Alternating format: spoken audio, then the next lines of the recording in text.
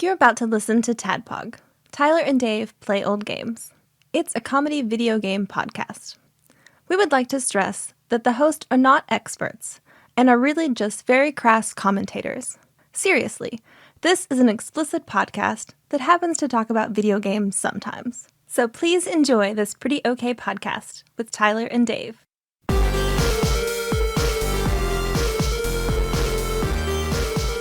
Hello, Internet, and welcome. And let me pull my phone out here real quick.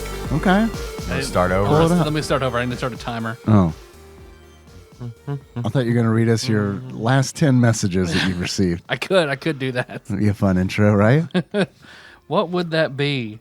That'd be me talking to my mother. This silly intro. All right, fuck it. Yeah. Hello, Internet. Welcome. This is so good.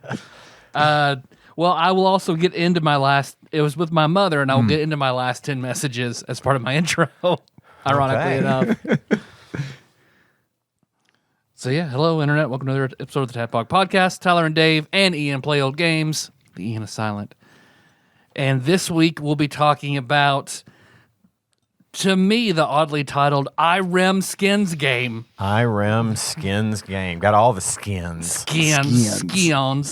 All the fucking skins. Thick skins. Thick skins. Thick skins. Irem Skins.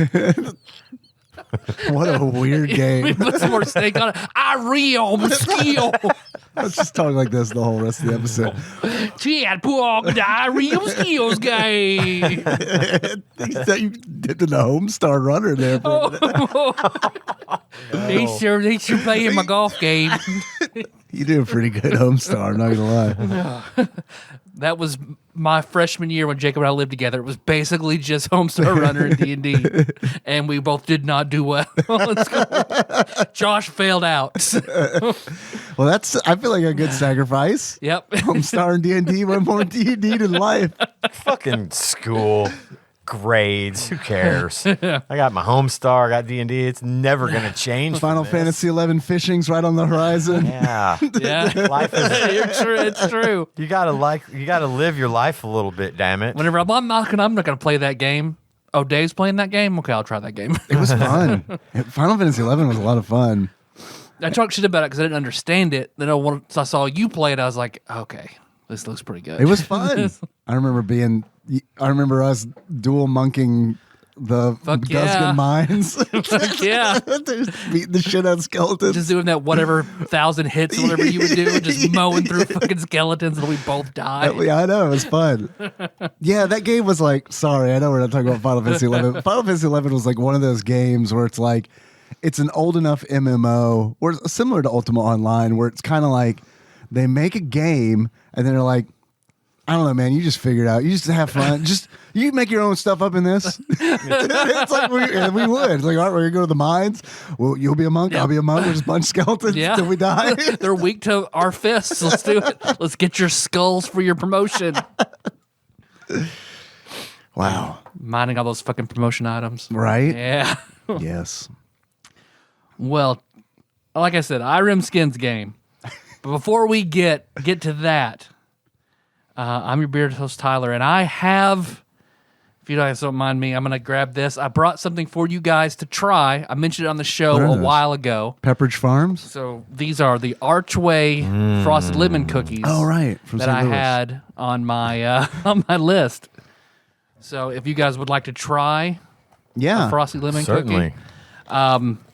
So these do taste like nostalgia What's the expiration to me. date on these? I just bought these were in my. I went to my grandma's grave. I don't trust anything that you pull from over there where you pulled it from. He didn't ask you when you bought them. He asked what the expiration date is. 13/8.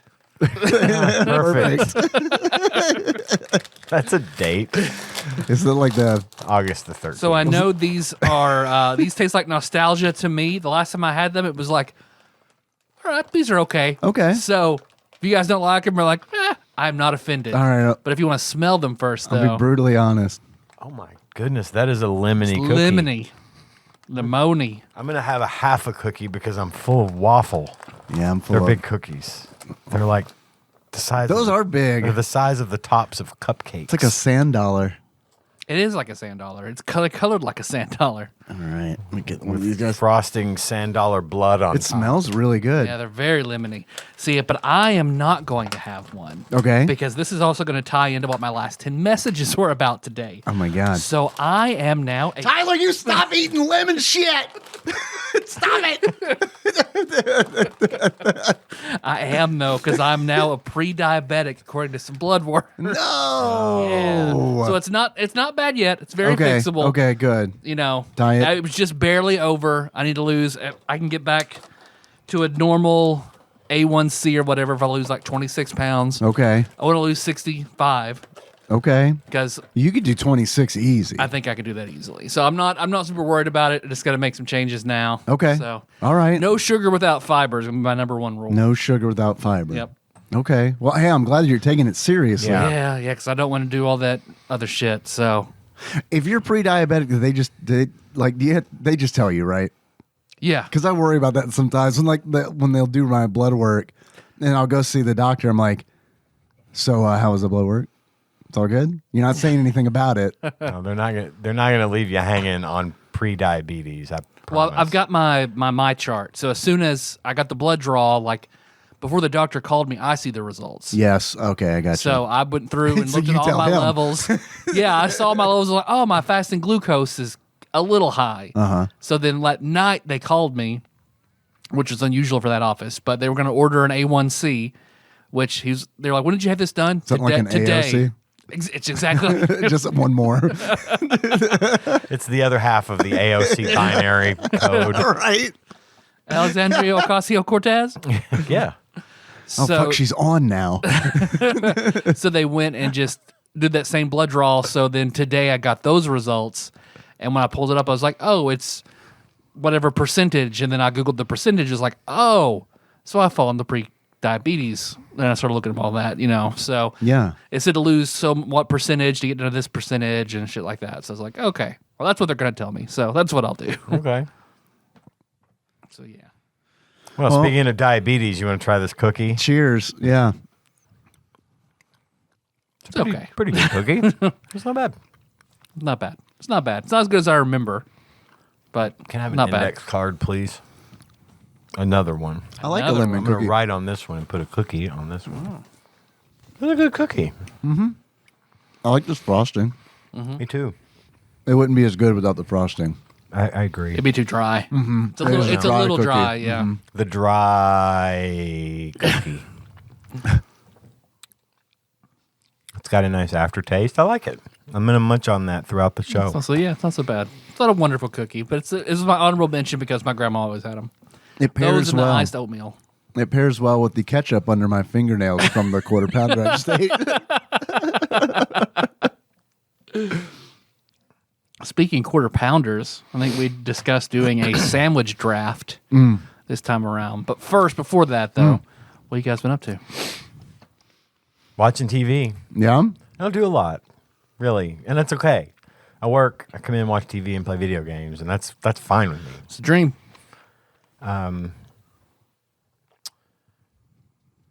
So I continue to watch Doom Patrol. Uh-huh. Weird little show. It's very good, but it's very weird. It's DC Universe kind of throwing its caution to the wind. And Yeah. I mentioned Doesn't it like Brendan Fraser say Yeah. fuck in it? a lot. Yeah. All the time. Yeah, that's- like every other word he says in that is fuck, This which is fine. That's how people usually pitch it to me. Which says a lot about, I guess, the show and what they think of me. He's also It just sold me, so it's Yeah. fine. It's like the mummy, but he says fuck. Oh damn! Shit, I am in. he's a robot man Okay. in there.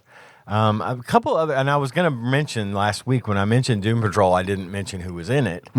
Brendan Fraser, Timothy Dalton, Matt Bomer. There's a show called White Collar that he was in. It was a really good show. He's a really good actor. He was also in a season of The Sinner. So big fan of his. Jovan Wade plays Cyborg in this, and he is the guy that has actually sort of plays Cyborg everywhere in the DC TV universe. Oh, okay. So he's in it. There's a lovely woman named April Bowlby. Her character is Rita Farr, and she has been sort of cameoing in sort of crossover events from like DC's Legends of Tomorrow and The Flash and stuff to lead into this show. And then Diane Guerrero, who is in Orange is the New Black and Jane the Virgin, is one of the best parts of that show. She plays a woman with multiple personalities, all of which have a different superpower. So it was pretty cool. So yeah, I've been into that. That's been taking up most of my time. I did have a couple of other things that I watched. I watched a horror movie called Smile. Yeah, I saw a bunch of trailers The viral for that. marketing and everything for that. Yeah. How was it? It was good. It was a good movie. It's one of the curse horror movies, right? Yeah, it's a curse thing, and the gist of it is there's this entity, this evil thing that gets into people, and the idea is that it gets into somebody, and then that person starts to see, or it starts haunting people through other people. So like and to get that, you see someone commit suicide, and what the demon does is it gets into somebody and it sort of haunts them, and it stands there and smiles at them, right? And then drives you crazy. After a while, you eventually are taken over by the demon, and then the demon makes sure that someone sees you kill yourself, and then it starts haunting them, and it keeps going down the line that way. Okay. It was a very good movie, but I will say, to be fair, that the marketing made that movie out to be a lot scarier than it was. I don't think I'd like it then, because even like the marketing, I was like, I don't know about this. There wasn't enough. This doesn't seem like it's a scary movie. It had its moments, and there was some there were some good jump scare type things in it, and there was some really truly creepy scenes in it. But overall, I think they sold it as being more than it really ended up being. But on the flip side of that coin, I still enjoyed it very much. Yeah. It just wasn't as. I wanted it to turn the freaky factor up by about 2 or 3 notches. I might still like it. I tend to like curse movies, and I do like the demon angle and all that. I think that's neat. I'd give it a watch. It's definitely in your wheelhouse. I think you'd like it. Mm-hmm. I just will warn you that I was prepping for all this, ridiculous visual scary, and it's really more of a. You had your vapors ready? I did. Yeah. I had the vapors all ready to go. But it was more of a psychological thing. Yeah. But again, definitely check it out. Okay. My big bullet point for the week, I went and saw Black Panther Wakanda Forever last Saturday. I figured you were going to talk about this. I didn't know. You didn't tell me that you saw this, but I knew in my heart, deep down, that you definitely had. It's a fair bet that a major Marvel movie coming to the theater going to get me in the theater. So much so, I like this movie a lot. I loved this movie. I thought Ian just showed us a new Black Panther chest tattoo that he got. It's my whole, and it's on my back too. I got the it same wraps tattoo. around. Oh, I didn't notice that. All the way around. Yeah. It's actually like you've tattooed the Black Panther suit onto your body. Correct. It's odd. I mean, I like it. Up it's to just the neck, so I can cover it with shirts. And yeah, stuff, it's a bold. It's really a bold choice. It hurt. It looks like it did. And it cost $10,000. Yeah, it cost like $13,000, but it was that's a steal. Totally worth it. Even the parts you can't see, covered in Black Panther tattoos. I did love the movie a lot. Yeah, and I heard it's good. Your front Panther It tail. was an it was What's that, vibranium? Yeah, it is all the time. Used to be diamonds. No, diamonds are weak. Vibranium. Great comic book movie. It was just it was super thrilling and unbelievable and actiony and stuff, which is just exactly what I wanted. Yeah. They had a lot of fun with it. They also took themselves very seriously, which I felt was important. I think that it was a fun time, and they did a really, really great job paying tribute to Chadwick Boseman.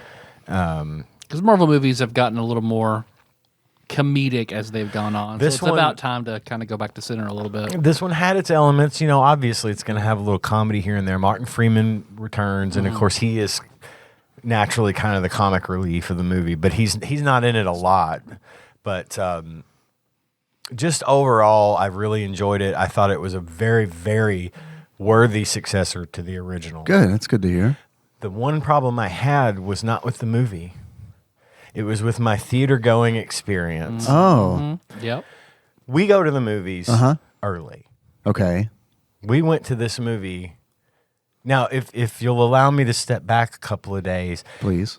For those of you that don't live in the Western Kentucky area, on You poor unfortunate Friday souls. morning, Poor unfortunate. was it Friday of last week I don't know. when we woke up and we had 4 inches of snow on the ground all of a sudden? Oh yeah. I wasn't here. I think it was Saturday Oh, morning. you though. were not here. That's right. No, it wasn't. Was it Saturday morning? Yeah. Yeah, y'all That got is snow right. Saturday morning. That is right. Because no one called out at work, and I was shocked. So, Wow. Yeah. Really? Yeah, the roads were pretty The clear. roads were fine. So I didn't know. They said there might be a little dusting of snow. Yeah. I woke up Saturday morning and there was 4 inches of snow on the ground. Yeah, y'all got a lot. And it was cold. And it was all gone the next day. Yeah. And it was very, very much. cold. And it stayed cold. Mm-hmm. So this past Saturday, we had tickets to go see Black Panther at 9 a.m.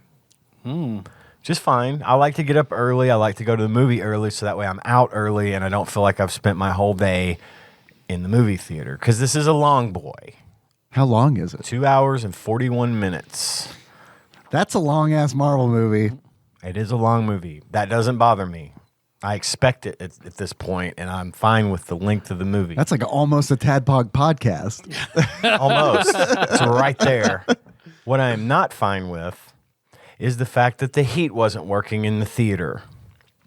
When I walked into the theater, I could see my breath. We were like, okay. It was fine. Cohen went with us. It was me. It was and- atmospheric, like you were in that one part of Wakanda. Yeah, exactly. The mountains. The mountains Right, up yeah. there The with guy who's the new Black Panther. Uh-huh. They were helping you out, Right. and they were immersing you in the This was a experience. 4D movie experience. We got immersed. I thought to myself, well, they just opened. And Yeah. this is a great big theater. Of course, they turn this shit off at night. It'll warm up. Nope, didn't. And Cohen was with us. It was me, Gage, and Cohen. And at this, we were the only ones in the theater, which is to be expected at 9 a.m. on a Saturday morning for a 2 hour and 41 minute long movie. Was the heat just out in your theater or was it out like in the whole Oh, I'm getting there. cinema? Okay. Because I think I might know where this is going, but We had Cohen wearing his jacket and his sock hat, and me in my warm coat and my hood and my hat, and Gage and 30 minutes goes by, no heat. Another 20 minutes goes by, no heat. Gage goes out to complain. okay. Apparently, they did not expect it to be that cold because, 3 days prior to this, it was 80 degrees.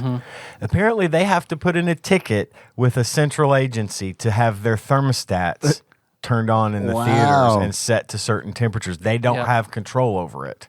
I totally believe that. An apartment I lived in Alexandria was like that. It was fucking awful. We have a client, one of our clients at my job, they have to put in a ticket with us to change their temperature on their thermostat. Okay.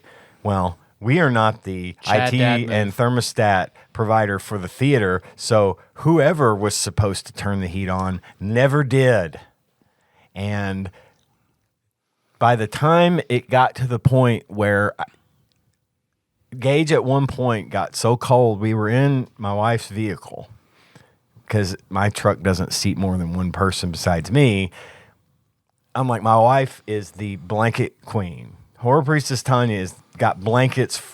She's the minion full, of her full of blankets. chicken salad, just blankets full of Just chicken blankets salad everywhere. full, blood-covered chicken salad blankets. Horror chicken salad. Horror blankets. chicken salad. I told Gage, I was like, go out to your mom's car. There's going to be a blanket in that car. Tanya had taken the blanket out of the car the day before to wash it. And it had not made it back into the car yet. But she did have a bunch of towels. So Gage brought, there was a towel that she usually sits on, a towel that goes under Here, Cohen's. could you warm this up in the popcorn machine? Yeah, goes under his car seat. Salty, warm towel. And then another towel that was in the back for whatever, I don't know what it was for. He brings all the towels in. And then he and Cohen just covered up under towels with their coats on. And I'm just over here I was managing. It wasn't like shivering, freezing cold. Yeah. I think the air was on. Because occasionally I could They feel couldn't turn it off. A little gust. could feel a breeze blowing over me, and I'm like, the fucking air's on. At one point, I got up to go to the restroom, and I stopped somebody, and I said, yo, y'all need to deal with the heat in theater 2. It's freezing in there. And he he's like, replied, sir, there's something going on with the heating in the theater. I'm like, all right, I know. Because it's freezing in there. Please tell someone to turn the heat on or make something else happen so that it gets warm in there. what he should have said was, sorry I ruined your Black Panther party. Anyway, it never did come on. By the time we were pretty much convinced that it wasn't coming on. Right. You went through the stages of grief. You got to accept it. We made it all the way to acceptance. Chadwick because- Boseman, please get the heat I on. pray to you, Chadwick. Please, sweet baby Chadwick. Please, sweet baby Chadwick, just sitting there in your little Wakanda crib, not saying a word, watching your baby Einstein videos. Never came on, but we got far enough along in the movie where I was like, okay, A, I'm really enjoying this movie, aside from the fact that I'm fucking freezing, and B, I don't want to come back and have to go through the first half of the movie again to get to the second half. So we're sticking it out. I told Gage, I said, if Cohen can't deal, if he gets to the point where he's just unable to cope with this, we'll leave. Mm-hmm. Otherwise, I want to stay. And Gage was like, that's fine. Well, Cohen was a trooper. He was toasty warm. He called you a pussy. Yeah, he did. Yeah. He totally did. Pappy, you are the biggest pussy. Could you shut up and let me watch the movie? You're my pussy now. No, don't ever say that again, please. I really didn't like the way I don't know why I didn't like the way that sounded. Ew. That pussy? Is that better? Oh, is that like Stop. it's like a papoose? Yeah, But it's yeah. also a pussy? Yep. Sorry, Carry it on your Taryn. back. Anyway, we did make it to the end, and I thought about complaining, Yeah. but I didn't. Again. No, I Right? meant like write a letter to corporate? like going to the manager and saying, I want my money back. Yeah. Or I want voucher. I bought them through Adam, so I can't. They can't really refund. You my money. owe me 25 heat units. Yeah. Yes. Exactly. So the next time I come to this theater, I'm going to need those heat units. I want those heat units ready and waiting, preferably on a vibranium platter. I'll call you beforehand. I'll call beforehand. That's only fair. But I did not complain to the extent of like going and demanding restitution. Sure. You know, I'm like, forget it. I watched the whole movie. I understand that they had no control, and I wasn't trying to make someone's day awful. Yeah. But that did sort of paint the experience for me. They could have brought you warm popcorn. Something. Well, maybe Right, something. something. Hot coffee. I know y'all got Nothing some. like movie theater coffee. I'd be like, I know y'all got some fucking like Scorpion King promotional blankets upstairs somewhere. You know, Looks like horrible CGI rock on a blanket. yeah, bring me something. I know you got some goddamn fucking Captain America hoodies up there or something, you know. Anyway, the movie was good, but I was kind of disappointed that the biggest takeaway for me was that it was freezing in the theater. But you'll always remember that. I will always remember that. Like, I can't Yeah. remember. I loved Thor, Love and Thunder, but I mean, it wasn't a memorable experience other than the movie was good. Yeah. This was good movie, great movie, and freezing cold temperatures. So yeah, it is a bit of a story. Cohen, my grandson, he was a trooper though. He hung in there.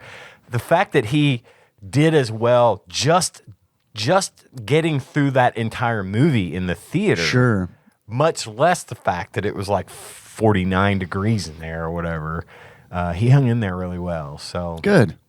it was good. But yeah, big, high, gigantic Wakanda Forever recommend for everyone. Is that streaming yet, or is that like they're like on It a was delay only thing? in theater, but I think like Doctor Strange and the Multiverse of Madness went to Disney Plus within a couple Fast. of months. I know it was really. I remember quick. it being fast because I was. And they'll push Wakanda Forever to it pretty quick. Yeah. They're gonna want it out there for everyone to see. Then I'll get to look at the art. Wakanda feel 2 guilty. weeks. Am I right? But yeah, great movie. Big recommend. Highly recommend it. Cool. That's my big movie watching memorandum for this week. What about you, Dave? What have you been up to? Well, earlier before we started recording, we were talking about when to record next, and Wednesday was thrown out. I have a root canal on Wednesday morning. Oh. Because I have an abscess tooth. Eek. And Get that for you right now. yeah, I mean, he gave me the option. He was like, "Do you want to try to save the tooth?" And I was like, "Yeah." And he's like, "Okay, that's a good idea. You have all the rest of your teeth." So yeah, root canal. And your dental, you've been on point all year. Now I did miss one day in Chicago. Oh, that's it. So that was probably it. That's the moment you got the abscess. So the demon got in. Probably just been there It's true. working its way back to you, babe, for a while. Yeah, it's one of those where it's like if I rub my tongue on my inside of like my gums up above the abscess tooth, it's like real tender. So yeah, it's gonna be super gross in there. Well, yeah. Root canal. Who's had a root canal here? You had a root canal. Yep. I've never had a root canal. I've only ever pulled my teeth that have been I couldn't do it. bad. And you know, when I got back and was explaining it to a coworker, she was like, "I would have just pulled it." I was like, "I don't know. I want that tooth." Save that tooth. I If want you that- can. I want If you that can too. save it, save it. I mean, the procedure is not going to be a big deal because you are going to be, numbed. Yeah, I asked them. I was like, "Can I have general?" And they're like, "No, we'll just numb you." They'll numb you, and It's if you like, ask, really? if You you get the ask- gas. get the gas too. Oh, It's a little extra. I'll pay. You could have a little gas as a treat. Yeah, I'll definitely get the gas if they've got the gas. But yeah, Usually I it's wanted. like a $50 upcharge or interest and cover or That's something total. like I that. totally would give them $50 out of pocket. Because when I had mine, because I noticed during we went on a cruise for my brother's wedding, and I noticed like, what the fuck is going on? Like, I couldn't handle extreme temperatures. It was super painful, so I just like made it out for that whole week. Couldn't really enjoy all the food I wanted to eat. And then when I got back, he checked and he was like, I had to go in on a Saturday for an emergency because I was like, I can't deal with this anymore. Wow. And the dentist was like, not my normal dentist, but apparently not my normal dentist at the time was the good one. So Okay. he was like, I don't see anything. I was like, trust me, it's this one right here. He's like, I really don't see any signs of it. It's like, dude, it hurts. I know this is it. All right, if I crack it open, I mean, we still have to go through the root canal, even if it's not going on. Okay, I'll roll those dice. And he said, What kind of deal is that? Yeah, he said as soon as he broke into it, it just exploded in pus. Yeah, So I was like, yeah. that's kind of what I'm expecting here. I fell asleep. Like I woke up and it was just See, that's Okay. what I want. That's why I wanted general anesthesia. the I only wanted to time take. I've ever nodded off. I wanted to take a nap and then wake up, and then they're like, "Okay, shake my hand. Well done." Yeah, they generally won't do that unless it's like surgery, like removing I know. abscessed That's or what they said. impacted wisdom teeth Yeah. and stuff. But with the Novocaine and the gas, Yeah. you'll be good to go. I just. The gas is what makes the difference. Yeah. All right. I'll definitely get the You gas. get floaty enough that you can probably, knowing your napping powers, you could probably nap on the gas. That'd be great. Yeah. Well, yeah. And speaking of my napping powers, like I woke up Sunday. The pain woke me up Sunday night, and it was like, "Fuck, I got to go to the dentist tomorrow." I've heard a 40 decibel alarm not wake you up, so that Yeah. is bad. It hurt. It feels a little better now. I guess I don't know if it's the antibiotics or like I'm on this.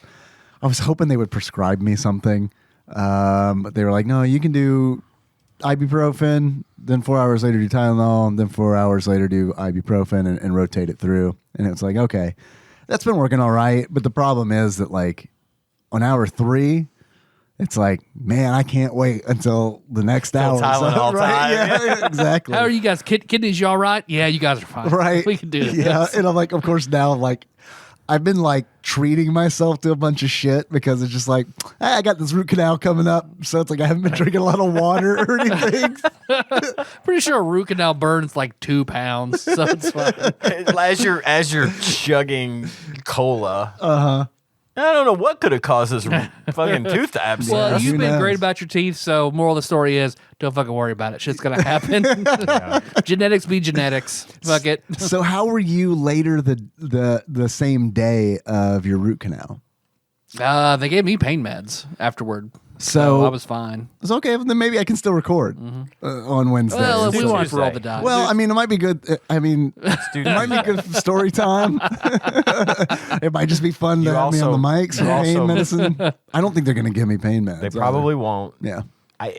They gave me pain meds for when I had my teeth pulled. Yeah. And I didn't need them. You didn't need them. Wow. I don't You're like a tough man. I don't take pain meds if I can. I take Yeah, Advil I like get it's my that. fucking job, but no, nothing stronger. Sure.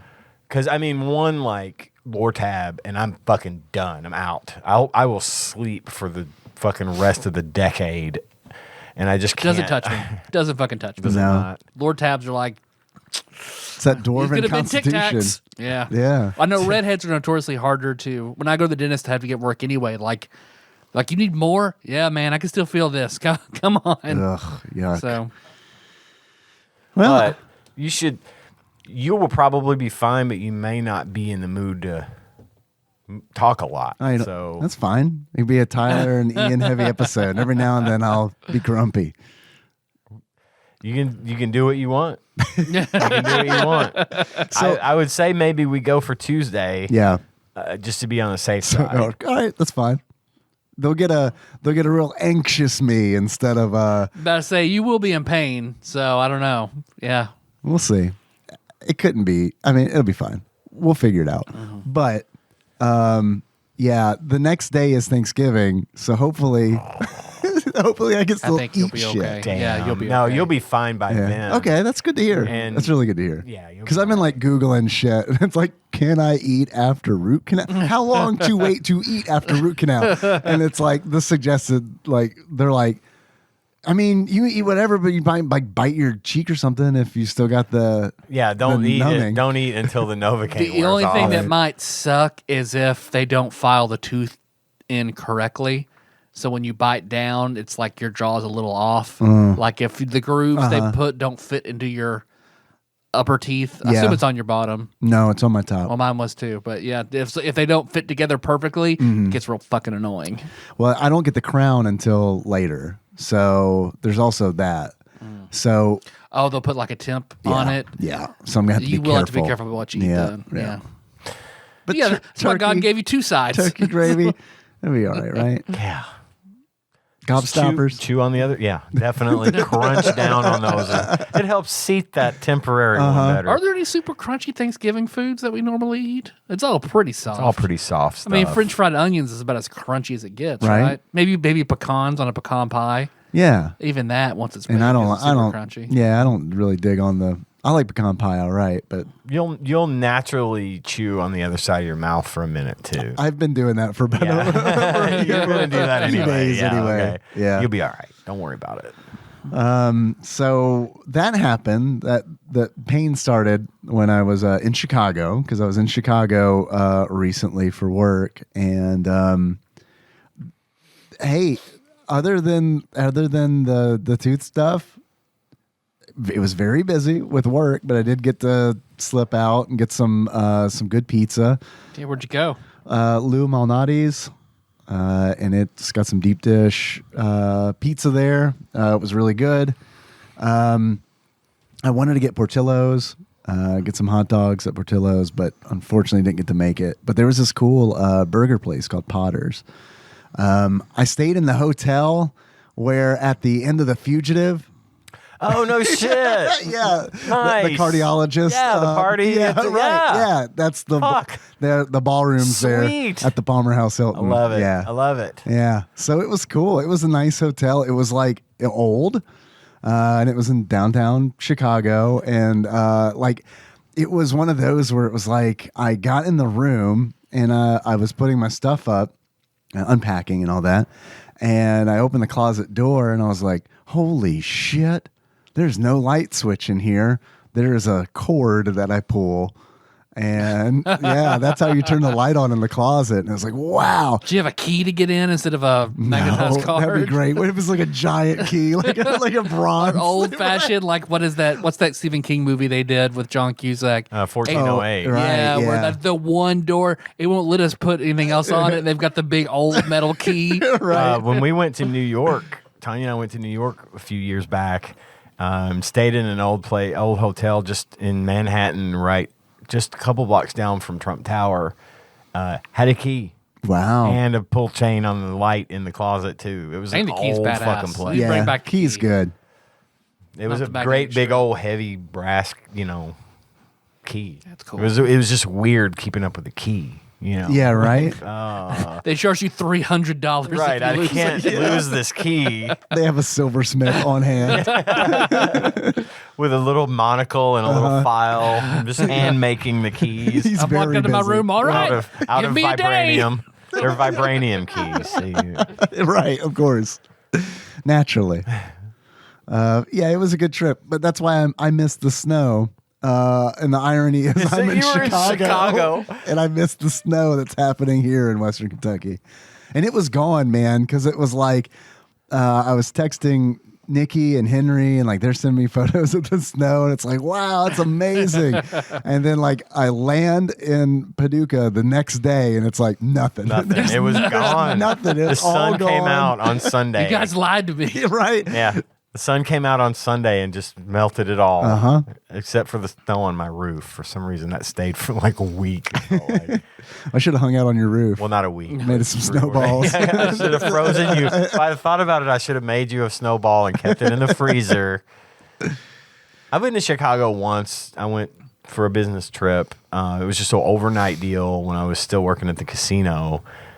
The general manager, the big boss guy, needed one of the IT people to come up with him. Big boss.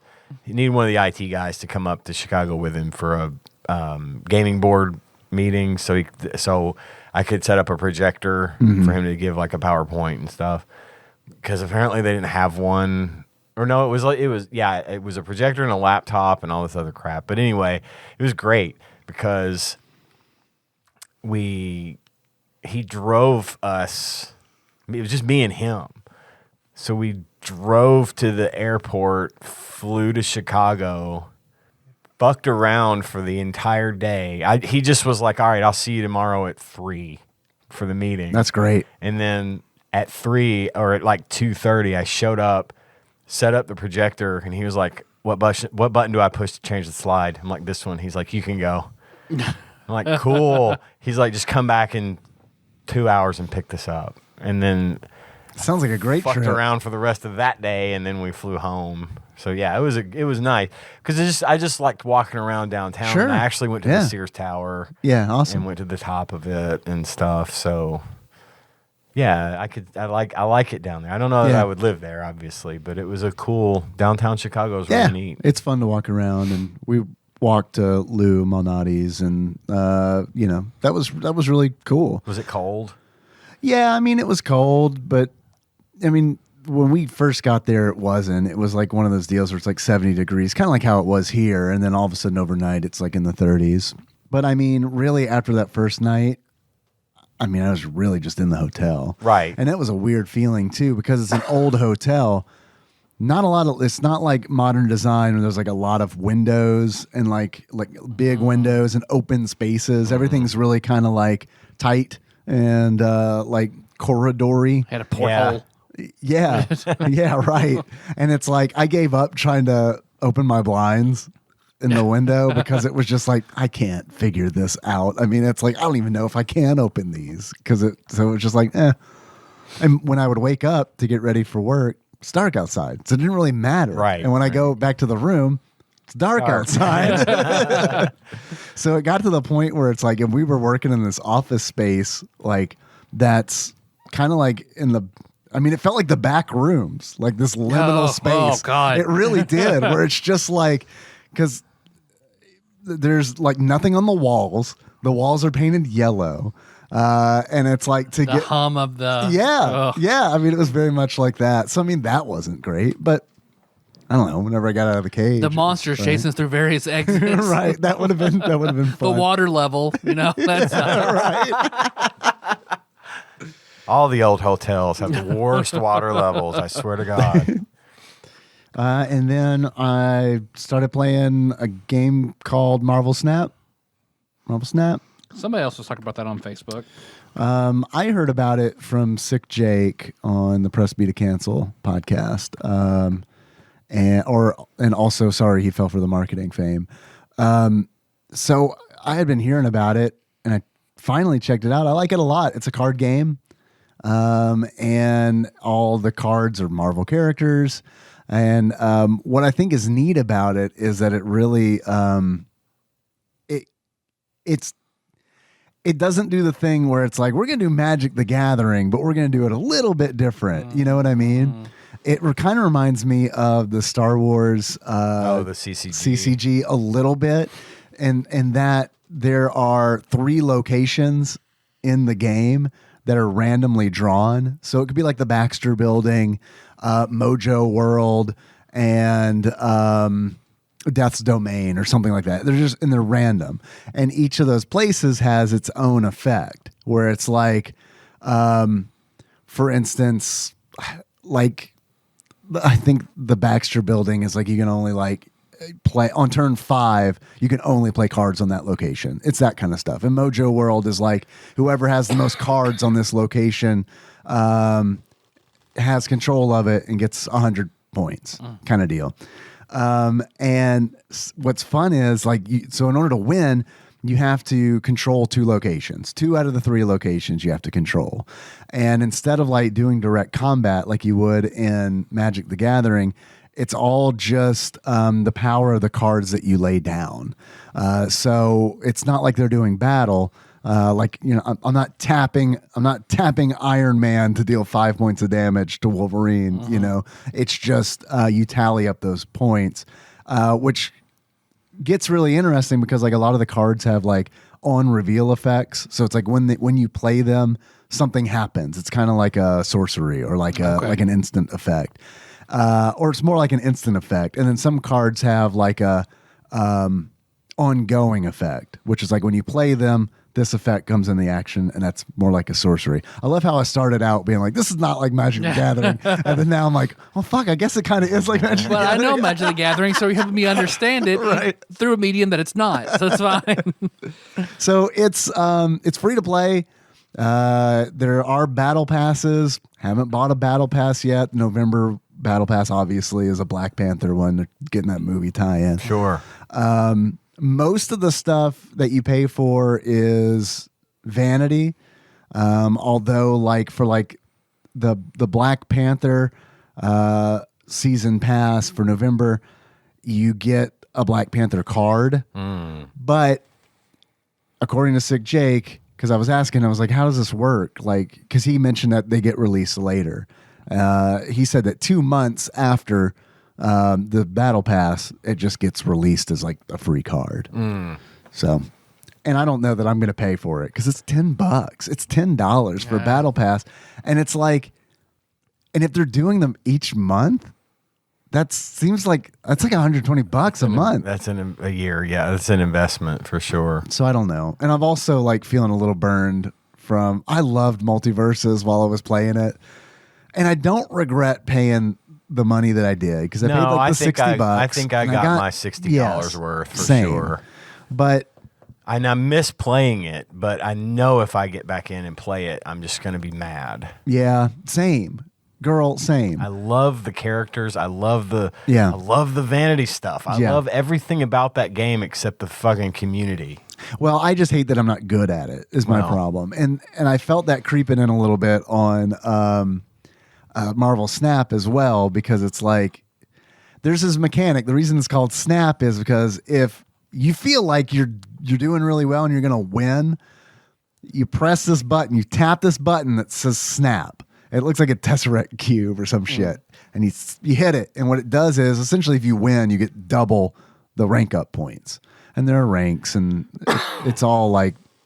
So it's Snap, like Thanos' Snap, like. I think that's where they're. I think that's the theme. where they're pulling it in from. Although it doesn't really come across. It should like that be to like me. if you do that and you lose half. You lose half your points.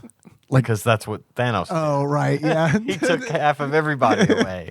Well, and this voice comes up when you press it. That's like, I don't really like the audio design in it a whole lot because like they're really trying. They're just trying, and it's like It cost me everything.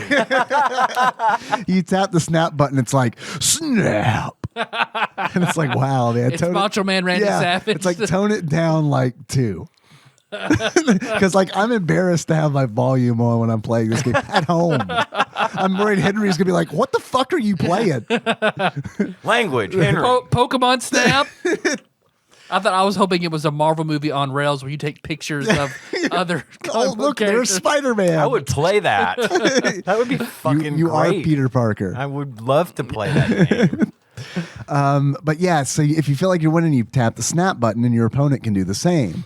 I hate that mechanic because it's like I never want to fucking use it because it's like I hate declaring I'm gonna win this game. I hate that. I fucking hate that because it's like a lot of times it's super close, and it's like if an opponent snaps, I get all bristly. I'm like, fuck you, snap back. And it's like, even when it's like, I got a 40% chance of winning this game.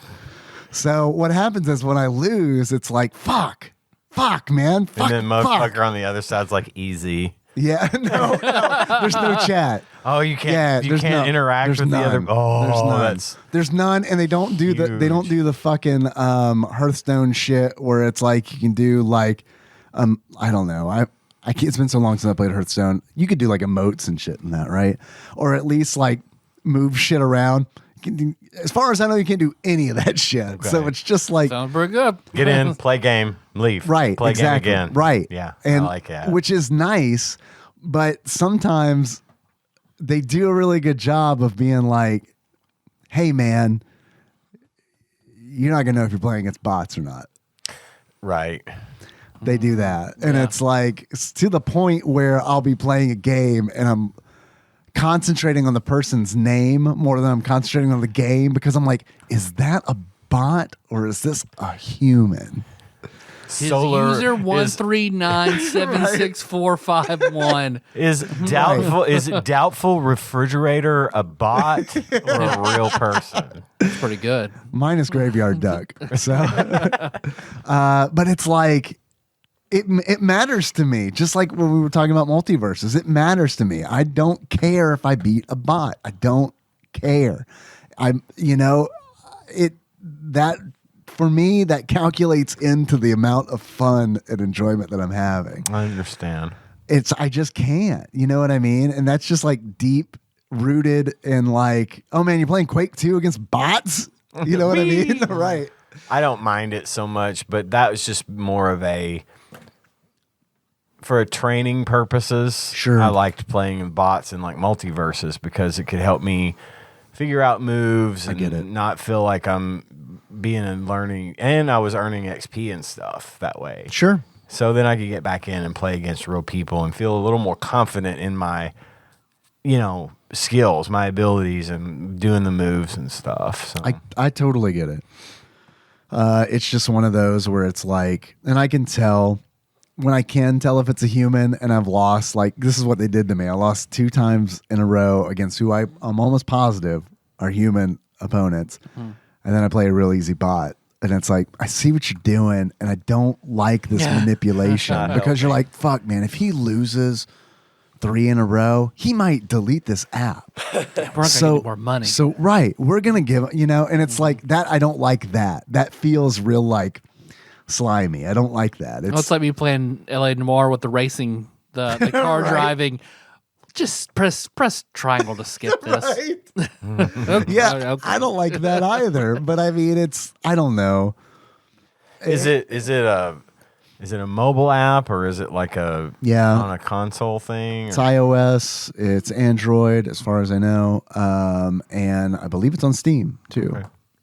So, And I'm assuming it's free, and It's then free. you pay for battle passes and stuff. no, it's free. Exactly. You could pay for battle passes. You can pay for gold. There's gold in the game. I've been playing this where it's like I'm just not. I haven't like with multiverses. Immediately, I'm like, I want to buy all this shit. I know. I want to buy all these characters. I want to fuck around with all these characters. This has been the opposite, where it's been like, oh boy, I bet I could play this for free for like a real long time, and like never be like, I want to buy that. Yeah. But then again, also it might be, who knows? I mean, December might be like Deadpool month, and it's like, oh, I definitely want that Deadpool yeah. card. Yeah. So I'll probably pay $10 for that, you know.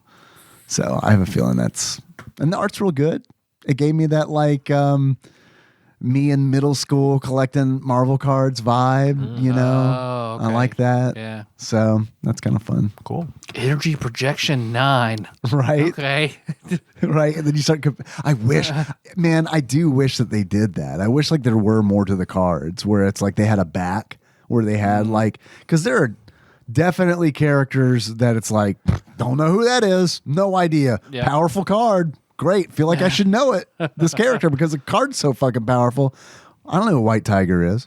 No idea. There's a Marvel encyclopedia in there. We'll look him up. Let's look him up. Do you know who White Tiger is? No. Okay, that makes me feel a lot better because it's like, no idea. I It's either might. Siegfried or Roy. I don't know which one. Yeah. Is he the one? Right? Is he? No, that's never mind. We'll look it up. Yeah. I'm interested now. I'll Yeah. look it up. All right. I'll get the book whenever we go for break. Okay. All right. It's I'm in the house. I'm ready to learn. Oh, it's at the I'll get house? it, yeah. Oh, don't worry about it then. I could have looked it up online. Don't care enough. Don't care enough Be to. better to, it's like a flopsy when we look it up in a book. I know. That's right. Be a new segment, the Marvel character of the week. we'll randomly determine what Marvel character we're going to learn about. That's not bad. That's very on brand for us. And then other than that, I've been keeping up with Chainsaw Man, Spy Family, regular stuff. Still great. Whatever, I think I see on TikTok wherever they do the anime of the week, whatever, it's been consistently Chainsaw Man. It's real good. Yeah. It's real good. Yeah, I like it a lot. Well, do you want me to roll this D4 and see how we'll go clockwise for the sandwich draft? Yeah, we're going to do a sandwich draft. Sandwich draft. So any sandwich. Any sandwich. So it can be, a Big Mac, it could be a peanut butter and jelly, whatever. Any kind of Yes. sandwich. All right. And then we'll start, let's see what Dave 1, Ian 2, me 3, and then whoever goes, then we'll go clockwise. Okay. Sure. 2, Ian. Nope, that's a 3. Oh, 3, me, Ian. So me, Ian, Dave. Okay. You guys are going to take all the good ones. There are a lot of sandwiches. I don't know. We all know there's only 2 good sandwiches. I'm going to think while I write in all my numbers and names here. Uh-huh. Because, what would be... So I want to be... I could go very general, but I want to go specific. Okay. So what's a sandwich that I always crave? Gonna say Wait. Can we include breakfast sandwiches Oh, Yeah. man. I'd say, yeah. I'd say it's a sandwich. That's a Yeah. sandwich is right in the name, yeah? in this? Yeah, it is. That's a good point. Okay, sorry, continue. So I will say Italian hero. I love a good Italian sandwich. Italian, yeah. Real good. Good choice. So I was thinking about basic, but I was like, yeah. I'll be very, very nearly focused on the sandwiches that I like. I feel like that's middle ground. Yeah. Because, you could have gotten real specific with it. Yeah. Where it's like, from this particular deli, you know Penn what I mean? Station. Right, Right. right, Yeah, right. yeah. This is a tough one for me because I eat a lot of sandwiches, I'm assuming it's going to be a breakfast sandwich. Not yet. Oh, okay. Not at the top of the list. Okay. I may throw. I just wanted to make sure to throw that out there before Tyler made his pick in case it said, "Oh yeah, I do like this better." I wanted Gotcha. to be fair about it. So No, I appreciate that. You're an honorable draftsman. I am. I'm a gentleman. I am the gentleman draftsman. You are. That's a Marvel character. It got it. He was an Iron Fist villain. He ran around with White Tiger. Yeah. I am going to. God, this is a tough one. I think on the top of my list, I'm going with a good old meatball sub. Oh, I thought about man, that. that's a I thought good about one. that. I don't That's get a to eat a real good lot one. of them because they don't agree with me all the time. And I'm not an onions, pickles kind of person on I like sandwiches to be man. kind of svelte. Neat. I don't, I like a little mayo on this or a little mustard on that, but Uh-huh. I rarely, and lettuce is kind of a given for like most lunch meat sandwiches. I'll do that. But generally I don't like put tomatoes and onions and all the other crap on there that a lot of people do like. I don't because- if I'm making it. Well, If someone else says, Yeah. fucking please. Load it up. Load it up, right? yeah, you do that work. I'm just having one piece of bologna, one piece of American cheese. Fuck them. I'm not even gonna get the mustard out. I don't want to fuck with it. But so I like my meatball sub It's good. with not a heavy amount of sauce. I don't like a lot of sauce, just enough for flavor because I like the meat in the ball form. Yeah. I like the balls in my mouth. Yeah.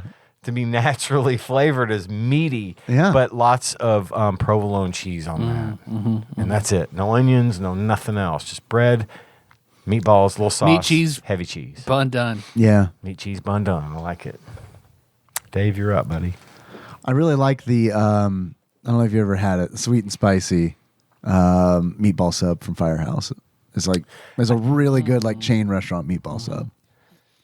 But I don't know, might not be a hit for you because of the sauce stuff that you I've just never said. eaten anything other than the one sandwich I always get from them. What do you always get from them? The brisket. My number one. No, just kidding. No, I it's do. fine. I do like the brisket quite a bit. I don't know if it'll make my list, but that's the go-to for me at Firehouse every time. It's a good sandwich. It's the most calorically heavy and the most expensive most sandwich, expensive. of course. Yeah. Because I can't just go in and have a nice light sub. I got to eat the fucking barbecue sauce. It's got barbecue sauce, mayonnaise, fucking cheese of 3 different. Ugh. None of them are low-cal subs. None. So, I mean, but you're right. That's That's most the dense, worst. But not it's so This hard to. nap fuel is what I like to call that Yes. sub. I used to get one of those at lunch when I was at the office.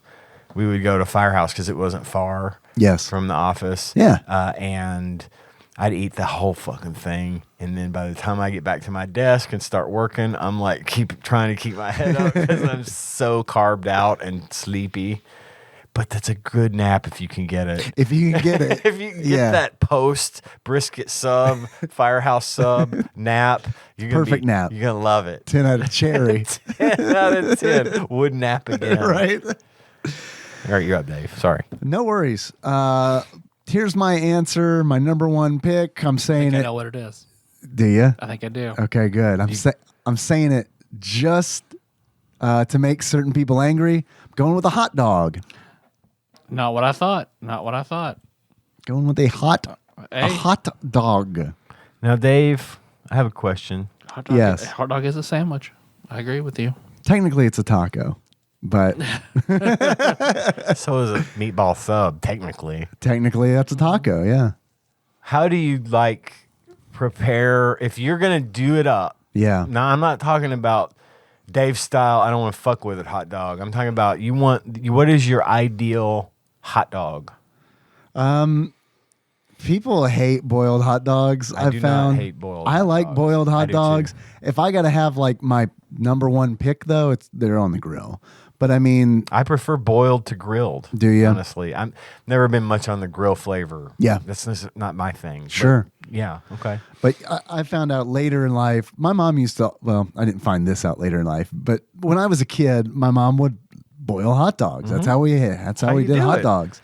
That's how you do it in middle class families. You boil them. You boil those fuckers. Or the microwave. That's how we did it. And see, that's how I do it when I'm like, Dave needs a lunch, and he's like, well, just cut a fucking 5 slits in this hot dog, throw it in the microwave, and then put it on a bun and enjoy. But yeah, man, I found out later in life that like a lot of people do not like boiled hot dogs. I learned that my favorite way to cook it, though, I prefer boiled. That's just always been my go-to, same as you. Yeah. The air fryer version of a hot dog. Oh, I haven't done that. Cut X's in the top of it. Uh-huh. All the way up, and about halfway in deep. Yeah. And just X's all up and up the length of the hot dog. Throw that bad boy in there and keep an eye on it because it'll burn quick. But it gets kind of that crispy grill. Gets that crispy grill texture, but it like a gas station hot dog. But it stays hot and juicy. Yeah. Okay. Yeah. What I mean, I never trust a gas station hot dog. No, but you shouldn't. Okay. I hate the shit out of a gas station. Everything on the roll when they have like the big double-sided roller, Sure, with all sorts of weird shit on them. Yeah, bring it on. Makes Melissa like I'll come out with like 2 weird things. She's like, oh my god, 2 more weird things. buffalo chicken and some sort of sausage thing. Yeah, that's fine. I trust you people. That's so gross. Yeah, I trust you minimum wage gas station workers to maintain my food safety. Safety rollers. Come on. We put your fuel. They're hot. Probably hot enough over the course of 12 hours. All right, my number 2 will be a traditional banh mi. Love a good banh mi. So Vietnamese sandwich, like crusty bread, usually a baguette, pickled vegetables, cilantro, pork, ham, or pork and sometimes like a pate spread, and then fucking love a banh mi. All the pickled vegetables are just so good, and I love cilantro. I can eat cilantro for days. Okay, all right. Okay. Going very similar. I do like subs. I do. But this can come in many forms. I love a Philly cheesesteak. That's a good one. That's a good one. Again, I don't like the peppers and onions. Oh boy, I can't do it. I just can't do them. Sure. But I can do peppers, but I feel like when there's green peppers or yellow and red peppers on something, it doesn't enhance the flavor. That's all I can taste. And I like to have meats and cheeses. That's where I'm at. So a good old Philly, though, is right there at number 2 for me. Like if I go to Subway, I can't get mayo and mustard because that's all they put it on so heavy. No matter how light I say it's so heavy, and it's just a mustard sandwich. Right. Yeah. So I will get the Philly I really like the Philly from Penn Station because it doesn't, you can get, that one I always leave, I don't get onions on it, but it does have banana peppers that you can get in banana peppers, which I do like the banana peppers on it, and lots of cheese and mushrooms. I like mushrooms a lot, and that's really good in a Philly for me. So I'm with you 100%. That's my Philly. That's my number 2 Philly. My number 2 is probably what you were going to guess my number 1 was going to be, shrimp po' boy. Yep. Yeah. Yep. Yeah, shrimp po' boy, number 2 sandwich. Nothing fancy. Baguette, fried shrimp, mayonnaise. Shrimp po' boy.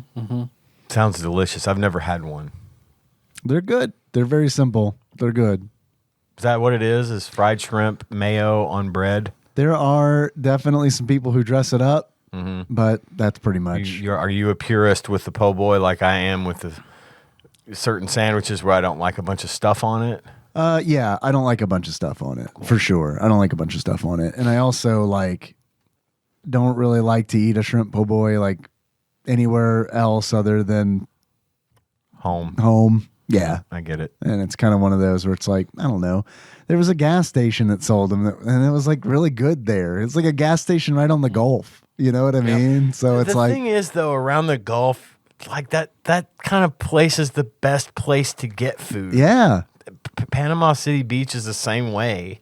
You go to the gas station, and it's this one place, the only place where you can get this one kind of something, that everybody loves, and it's famous around. You know what I mean? Right. It's I get that totally. So yeah, I guess specifically an on the Gulf shrimp the po' Gulf. boy. Shrimp of the Gulf. Yes. Po' boy. If they don't call it that, they can't. Trademark. Trademark. My number 3 will be a harken back to a simpler time. Fried bologna and cheese. Damn. Oh, that's okay. Good. Damn, man. Yeah, you gave me an idea. That fried bologna sandwiches, fried bologna and cheese, fried meat and cheese at home sandwich. Some of my favorites. You know, just good old white bread, butter, cheese, and meat. Yep. Sizzle, sizzle. You're done. I love it. Cut the little edges so the bread so it doesn't curl up. Yeah. Specifically bologna. Yep. Yeah. Okay. I like a hot ham and cheese. I do. I quite a like bit. hot ham and cheese too. Hardee's, baby. If I go to Hardee's and I'm you're not right. in the mood for a burger, Yeah. the big hot ham and cheese is where I go next. Yeah? Because I've always loved those. Okay. I don't So think I've ever good. tried that.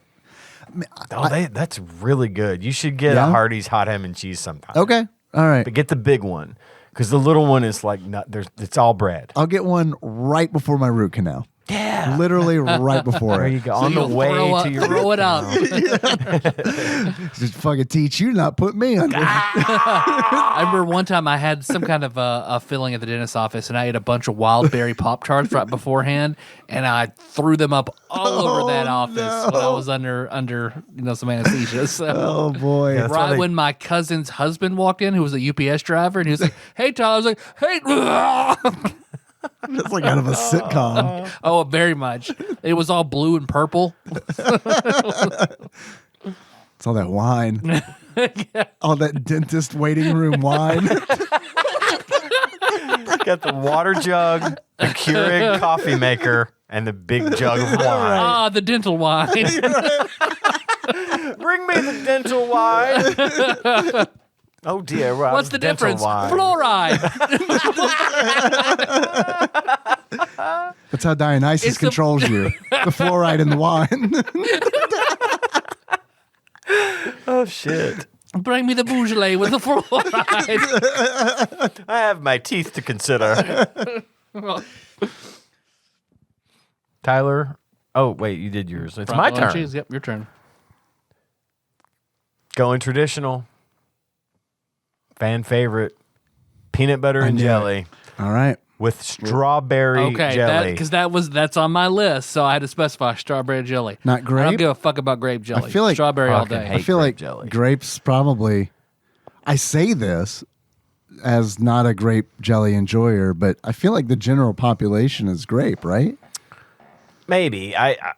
I've only we never had grape jelly at home when I was a kid. I've Yeah. never purchased grape jelly since I've been out on my own as an adult. It's always strawberry jelly, so I don't know. So I grew And up it's on strawberry jam. jelly, bought strawberry, and was like, "Fuck it, I'm never going back." I gotcha. Yeah, I like preserves, but they make Smucker's makes one that's like seedless and chunkless. So it's like jelly, except it's still preserved somehow. Yeah. That's the way I like to make it. Thick peanut butter, thick jelly, cut into triangles. Triangle's important.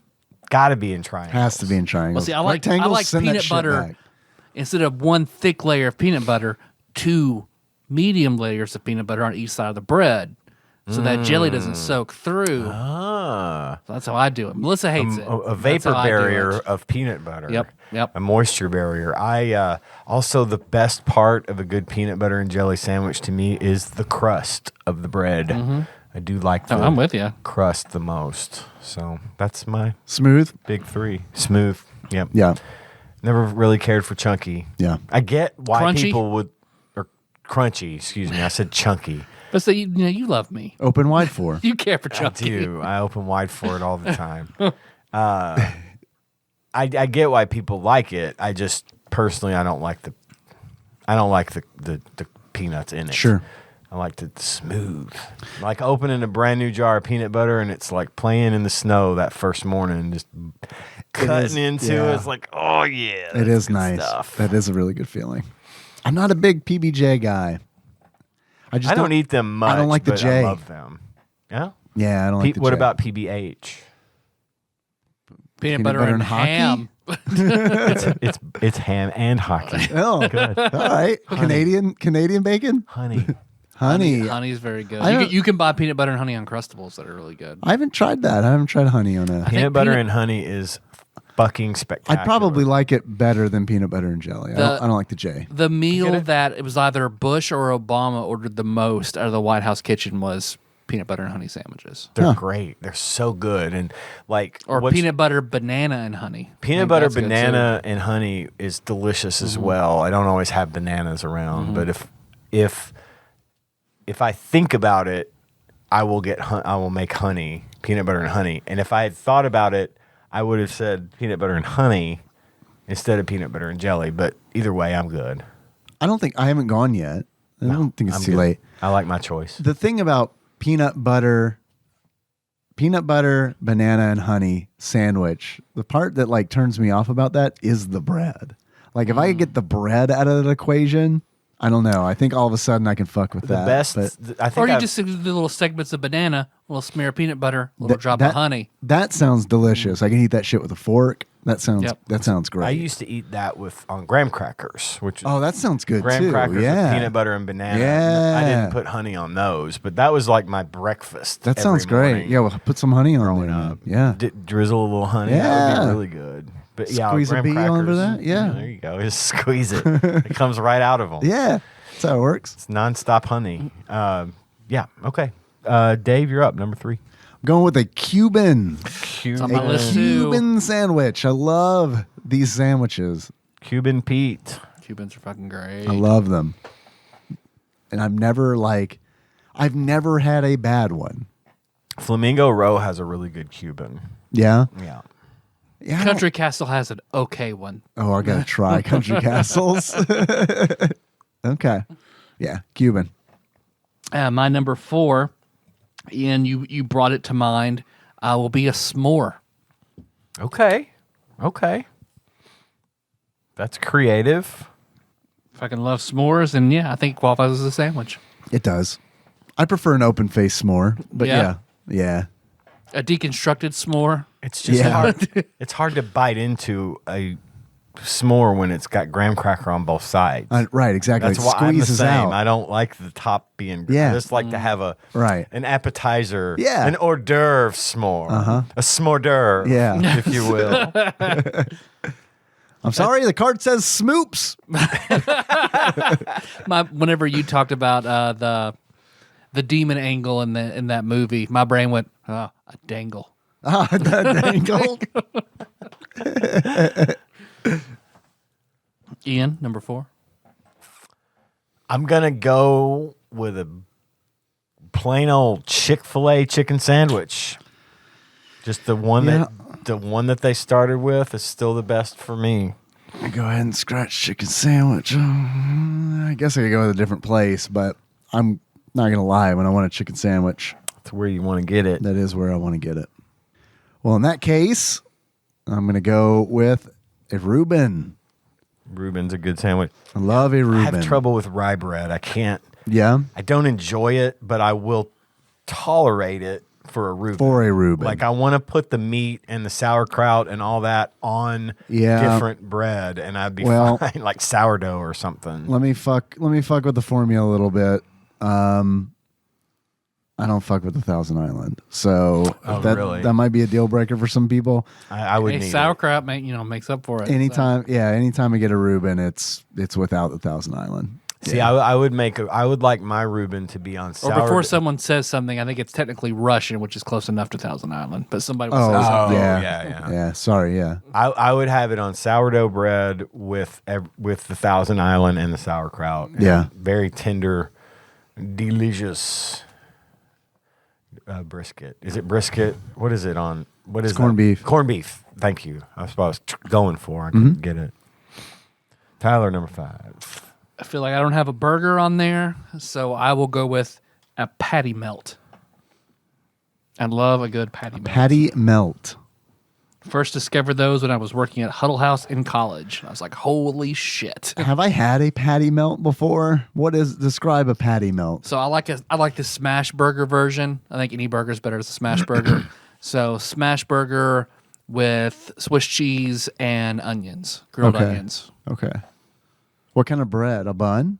I think it's usually on. I don't think it's on like rye or anything, but it's on like sandwich bread. Okay. So yeah, not a bun or anything. Okay. I'm asking these. Can confirm that. Okay. And what is a smash burger? I've heard people say this a lot, but I don't know what it is. So say you got your flat top grill and you have a ball of meat. So you put it down and then you smash it so you get that It's like they do at crust Steak and Shake. caramelization when okay. you smash it. Okay. Yeah. Okay. They so do you get that a at thin, just crispy hamburgers. patty. Thin, crispy patty. That's what they do at just hamburgers. Okay. That's a smash burger. Okay. All right. Yeah, but just a traditional is just sandwich bread. Okay. Yeah, ground beef, Swiss cheese, caramelized onion, griddled. Here, this one says rye bread. I remember, working at Huddle House, and I started making them at home, and God, I love a good patty melt, especially if they're really heavily caramelized onions. So tell me, does an open-faced sandwich count as a sandwich, Yeah. or does it have to be sandwiched between two slices of something? Look, man, you and I both chose taco as our number one, so I think it's good, right? I mean, it's our fucking draft. We can do what we want. Yeah. That's right. Hell yeah. Hell yeah. I like a hot brown. Good one. hot Very good brown. Kentucky choice.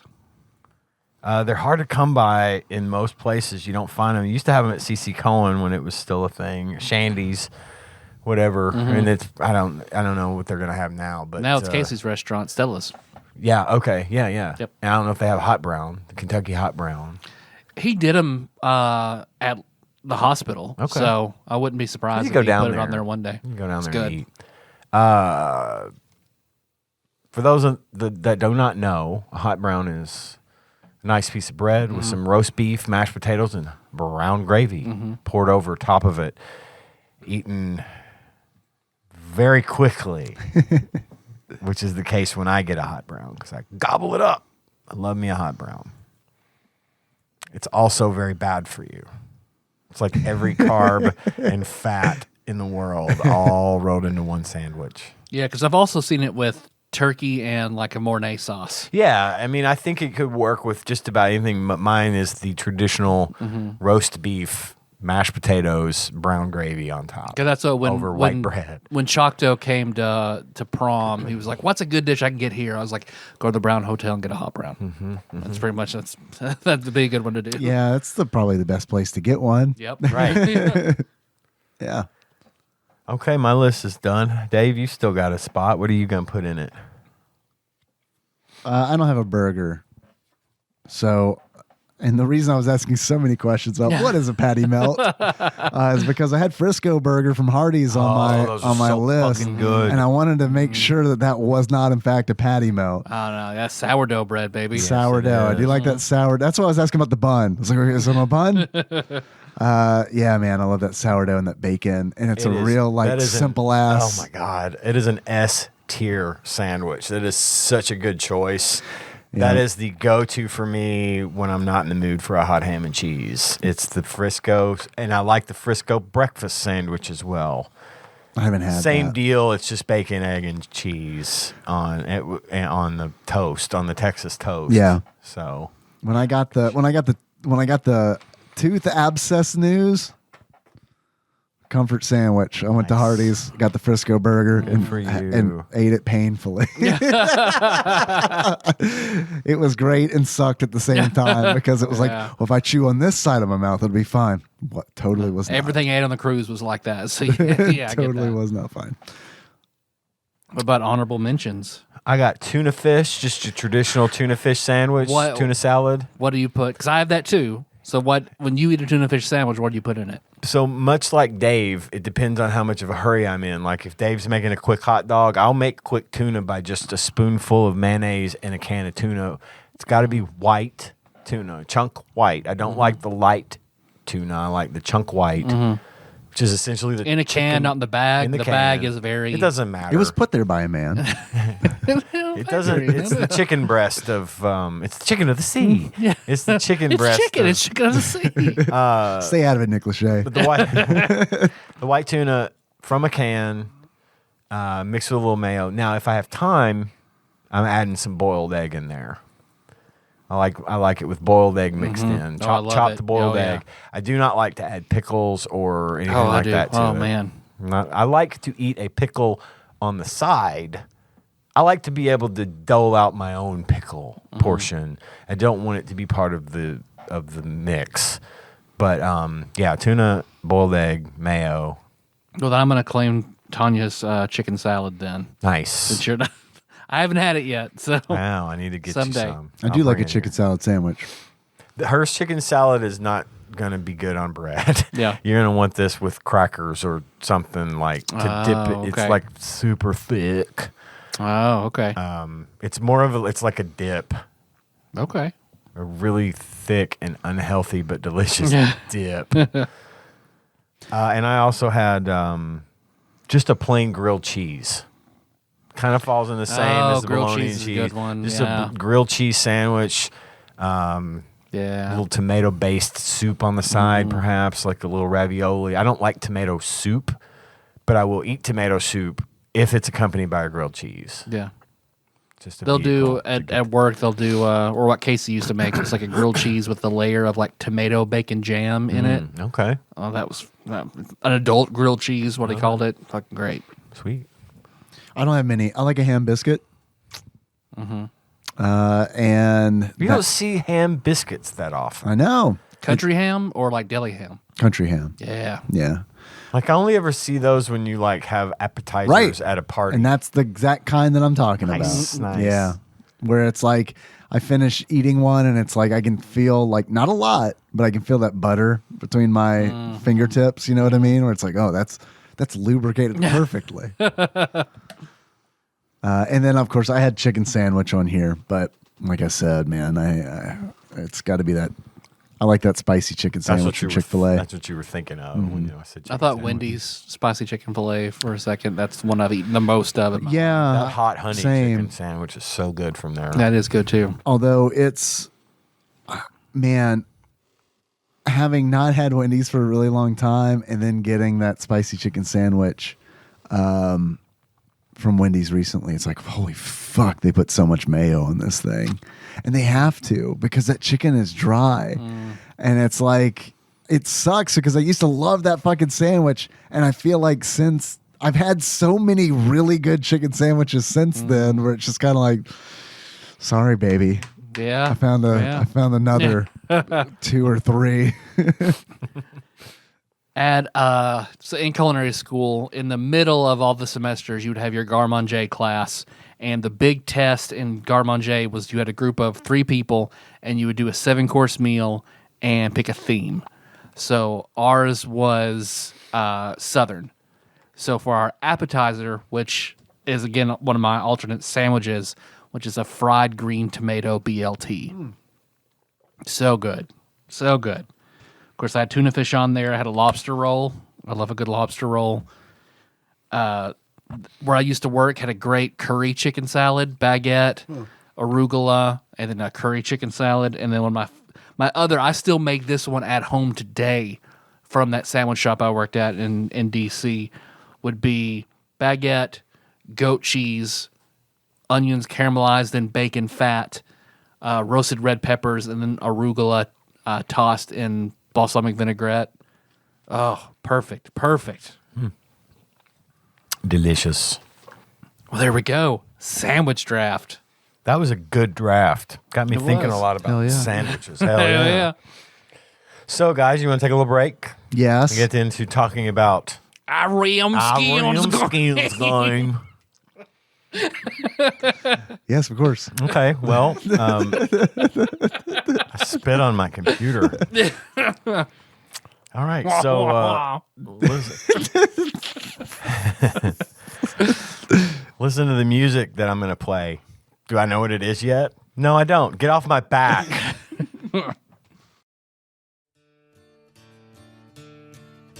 Sandwiches are beautiful, sandwiches are fine. I like sandwiches, I eat them all the time. I eat them for my supper and I eat them for my lunch. If I had 100 sandwiches, I'd eat them all at once. Sing that chorus again with me, ready? Sandwiches are beautiful, sandwiches are fine. I like sandwiches, I eat them all the time. I eat them for my supper and I eat them for my lunch. If I had 100 sandwiches, I'd eat them all Okay, at once. we're good. Bullshit. We're back. Don't say that. Come on, I'm already paranoid enough as it is. It's all good. It's all good, baby. It's all good. Never been a sound engineer before. Yeah, sure. You've been sound engineer for at least a month now. It's been like 2 months, actually. See? Aren't you feeling more confident? Yes. Yeah. I can get him done in way less time than it was what it used to be.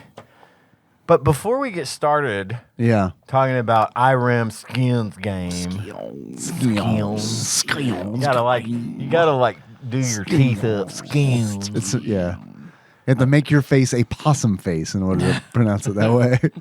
I wanna elaborate on something. I have in my hand here part of the Flopsy verse. Yeah, the extended Flopsyverse. Flopsyverse. The Marvel Encyclopedia, the definitive guide to the characters of the Marvel Universe, a book I have owned for By many Pat years. Contry, courtesy of There is no author on this. I have owned this book. That's good. I've had this book forever. It was in the big toy box. Yeah. I decided to pull it out from the potential Tadpog. prize winning. Yeah, this is Tadpog property now. Tadpog property now. And it is the second chapter in the third chapter in the Flopsyverse.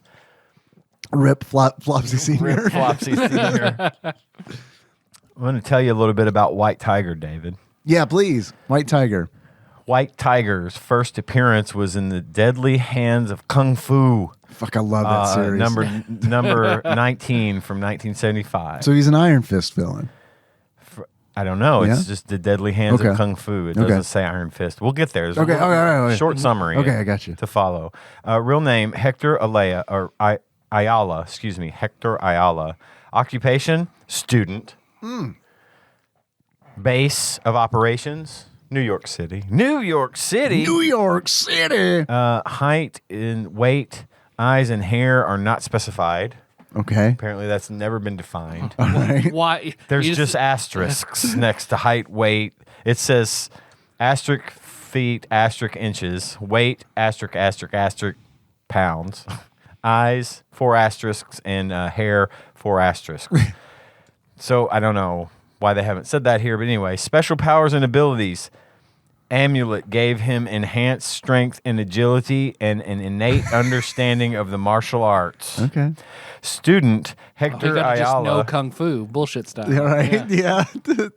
I know Kung Kung Fu. Student Hector Ayala discovered amulets once worn by the Sons of the Tiger that granted him superhuman strength, speed, agility, and martial arts skills.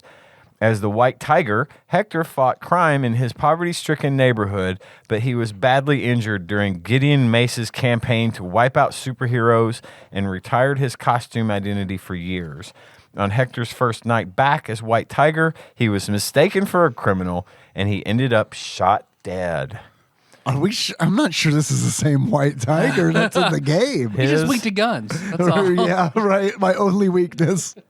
His amulets Oh, okay. have been passed on to his niece, federal agent Del Toro, who seems poised to become the new incarnation of the White Tiger. Here's a picture of White Tiger to confirm. Is that the White Tiger from your card? I guess kinda. Looks like Black Panther, only a white, White only Tiger. white Moon Knight with plus Black It's Panther. Moonlight meets Black Panther. Yeah. Well, in Marvel's Moon Knight it's really more Moon Knight minus the hood. Yeah. Yeah. in Marvel Snap, you play him. He's a 5-cost card. And there's only 6 turns in the game. So in each turn, you get 1 additional energy to spend. Oh. So in turn 5, you have 5 energy to spend. And there are locations that will adjust this, where it's like you can pull a location where it's like, boom, everyone gets 3 extra energy this turn to spend. But that's kind of rare. That sounds like a pretty big deal. Yeah, it is. It's huge.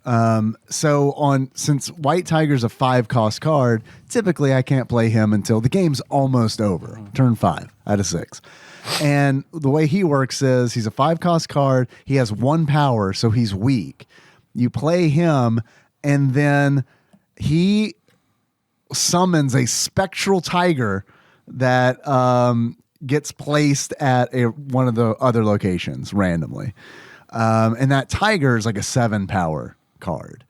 Okay. So I'm surprised nothing was mentioned about spectral tigers because that's like his. That's They don't even know. in the game. They that's forgot like, they did this. right? Yeah. This book is old. It's old. That's an old book. That is an old book. So Like, shit from has happened that since book then, for sure. Came into my possession probably sometime in the late 90s, early 2000s. Well, I remember Josh Nance of TADPOG Sweethearts had fame. Well, Josh and I totally believe Did he that. have it too? No, Josh and I used to go to Books a Million and read it there. Yeah, you And were then correct. leave. I remember doing that. But a good book. But yeah, there may be a revised 2006. edition out there. 2006. Okay. Yeah, that tracks. That's good. Yeah, there may be a revised edition out there, especially with the advent of the MCU, Right. and stuff like that. So Okay. anyway, that's White Tiger. White Tiger. Okay, but Yeah. you know what we're all here for? Skins. Skins. Skins. Fucking skins. Well, you know why they call it Skins Game, right? No, I Skins. don't. I'm Skins confused tournament? about it. Skins is like slang for money, for dollars. It's another slang word for Gross. dollars. So that's why. And because in this game, one of the modes is a skins game where every hole if you win the hole, you win money. This is a golf game, by the way. It's a golf game, yes. Yep.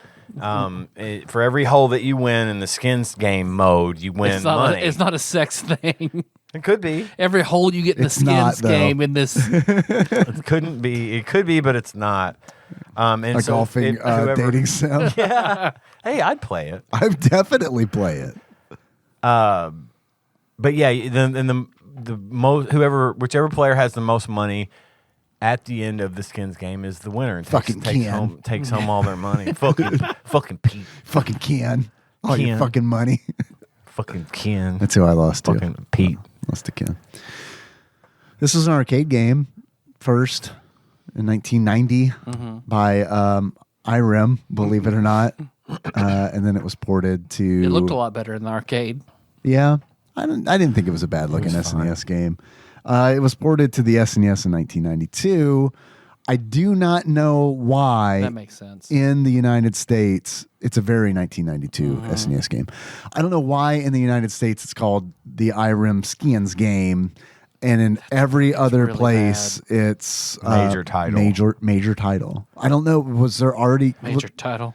I mean, maybe in America we might have thought they forgot to put the title of the game on, like it was a placeholder. Major title. name of game goes here? I guess Insert they were- major title here. I guess they could have worried about it being confused like a boxing game or something, but I mean, you fucking Maybe. see the box. Yeah.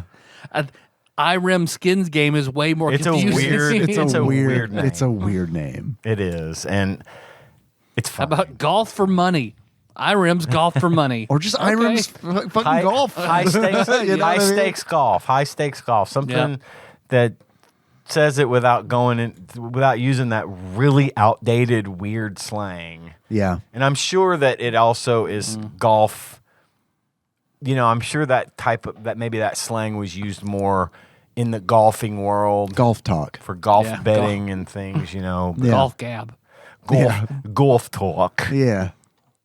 But I'm sorry. Did you say Gorf? gorf torque. It's gorf torque. Yeah. Dwarf goes golfing is pretty good. I've seen the commercials for it, but I've never seen it. Dwarf gorf. Golf. Golf. Yeah, you dwarf. It's podcasting. Hey. So you guys see the box art. What'd you think? I thought it was going to be a platformer. With way too big of pixels. It's a top-down shot of a guy putting on a green that has a $100 bill superimposed on the green. Yeah. But I didn't think it was, it'd be a fun like Mario golf game. I was like, this is a tight golf simulation. Be okay. I'm going to Well, what did you think about the box art? I mean, I just thought straightforward. it was gonna be a golf game. It's a golf game. Is it $100 bill on the box art? The reason I ask is I thought it because was a $10,000 bill in like the. in the game, when the Yeah. game starts up, it's a $10,000 bill. Oh, is it? And the only reason I remember that was because I was like, "Is there a $10,000 bill?" And I guess meant to look it up. I and mean, never Mr. did. Burns had the $1 billion $1 bill. So I don't know. But yeah, the guy's putting on the green and he putts and it's like the green turns into a $10,000 Yeah. bill. It's like, wow, Big money. that is. Well, and I think they do that because each hole, or at least the first 12 holes in the skins game, is worth $10,000 per. Every time you win, it's $10,000. Every time you Yep. best your opponent, Or on if the you hole. draw, it carries over, so you get a $20,000 hole. Yes, every time you tie, if you both get par, you both get birdie, whatever. If you tie it, that pot carries over to the next hole and the next and the next. I had a few times where I had one game where the pot, I kept tying with the computer and the pot went to it was like one of the later holes where the money goes up, the money values go up at some of the later holes. Oh, okay. And that gets added to that. So there was one hole I had in my game that I played that was over $100,000 prize money. Yeah. So Because I played like 6 holes, and I was like, okay, I get it. I'm good. The $10,000 bill featuring the portrait of President Lincoln's Secretary of Treasury, Salmon P. Chase. When it's a name, it's salmon, right? When it's the fish, it's salmon. Hank, I think that's they put salmon on the tacos. Salmon. Was the highest denomination U.S. currency ever to publicly circulate. Oh, it was actually a thing. It was actually a thing. And today, and by today I mean 2015, it was estimated to be worth upwards of $140,000 Nice. per bill. Not too many of those out there. Yeah, damn. Good thing I kept mine. Yeah, same. Yeah, right. Man, I want one of those. Sounds pretty cool. So, yeah, sounds great. I would love to have one for about 5 minutes. How fast can I sell this? Is what I would be asking. Or take that into one of those no denominations over $20 gas stations and try to pay with it. Just see I'm fucking having an aneurysm. I want one just because I'm This a is big worth fan. $140,000, I'll have you know. I'm a big fan of Salmon P. Chase. Who is it? You don't get to see his portrait a whole lot. So Well, if you were to compare this game to a movie or a celebrity, what would the game or your experience with the game? Well, I'm going to go with what is probably going to be kind of obvious, Caddyshack. oh yeah, nice. Why though? Because in Caddyshack, Yeah. Rodney Dangerfield's character is constantly betting Yeah. that Ted Knight's character won't make this putt or whatever. He's always spending money, throwing it around because he's stupidly rich. And in this game, you win large sums of money for besting your opponent in a hole. So, Caddyshack, Caddyshack. one of my all-time favorite movies. I love Caddyshack. I was a little too young for it when it was like running on HBO, I guess, because I remember really liking the Gopher. Oh yeah, the Gopher, Love the Gopher. Love the poop in the pool. Baby Ruth. Baby Ruth. And I don't remember a whole lot more. You know. One of Chevy Chase's best movies. Yeah. in my opinion, I love it. I need to go back and rewatch it. It's been a long time. It's dated, but Sure. it's still to me. I liked it better. I think that movie holds up better than Revenge of the Nerds, for example. It's not like so What about when he rapes the rapey. gopher? There is the gopher rape is fine though because it's a Okay. gopher, Oh, well, and the gopher actually ends up liking it, it's gopher mind break. so it's fine. But yeah, Caddyshack is my pick for the week. All right. I do have a Nick Cage movie as well.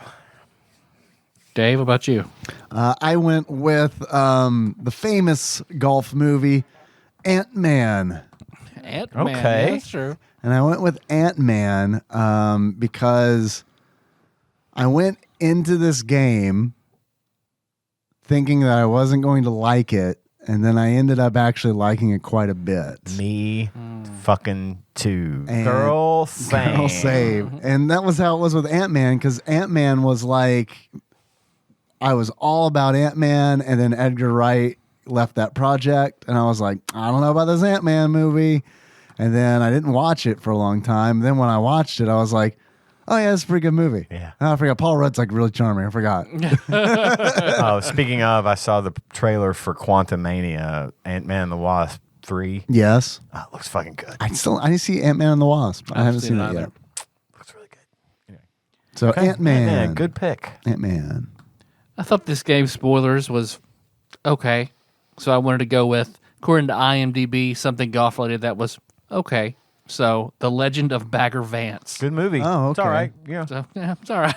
It's I like okay. Tin Cup It was better. that or Tin Cup. I was trying to decide. Tin Cup was a really good movie. But I know Kevin Costner's your boy, so Yes, I didn't want to have a soft besmirch. spot for him. No.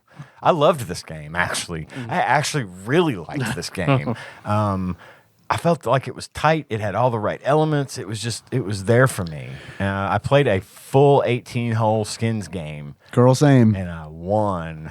Nice. Well done. I won by a fucking lot. I was close, and then Ken started like really winning. Who did you play as? I played as the girl. Donna. Is it Donna? Is that her name? That's what it in the defaulted book, for she's- for me. In the whenever I book, just hit she enter. is called Mrs. Strongreen. Huh. Okay. But she's a very good, not a big power hitter, Right. but very good. That's Ted, right? Was that his name? Thanks. The very first guy. Yeah, was the guy power looks hitter. like Mike Hagar. Mr. Longshot. Yeah, Mr. Longshot. That's him. There's Mr. Longshot, Mr. Evenhand, Ms. Strongreen, and Mr. Curve Club. Right. That's Ken. Ken Curve. Ken is a nut. I didn't play against or with Ken. I guess I'm Mr. Curve Club too. What? Just take a second. Okay, I didn't hear you. I don't know how I didn't hear you because you're Club right. is my penis. Oh, My club curves slightly upwards. that's not right. It's supposed to curve down, isn't it? I don't No, think. to the left. It's supposed to look like it's slightly confused. But the knot in the middle is totally normal. Yeah. Oh, yeah. Okay. We can all agree. Thin and then, it's thin and then thick and then thin again. Yeah, correct. Someone tied my snake in a knot. Give me the flail. The AI in this. Well, we'll get to that. Yeah. We'll get to that. Yeah. Sorry. Oh, my Nick Cage. Nick movie. Cage movie. Yeah, Nick Cage movie.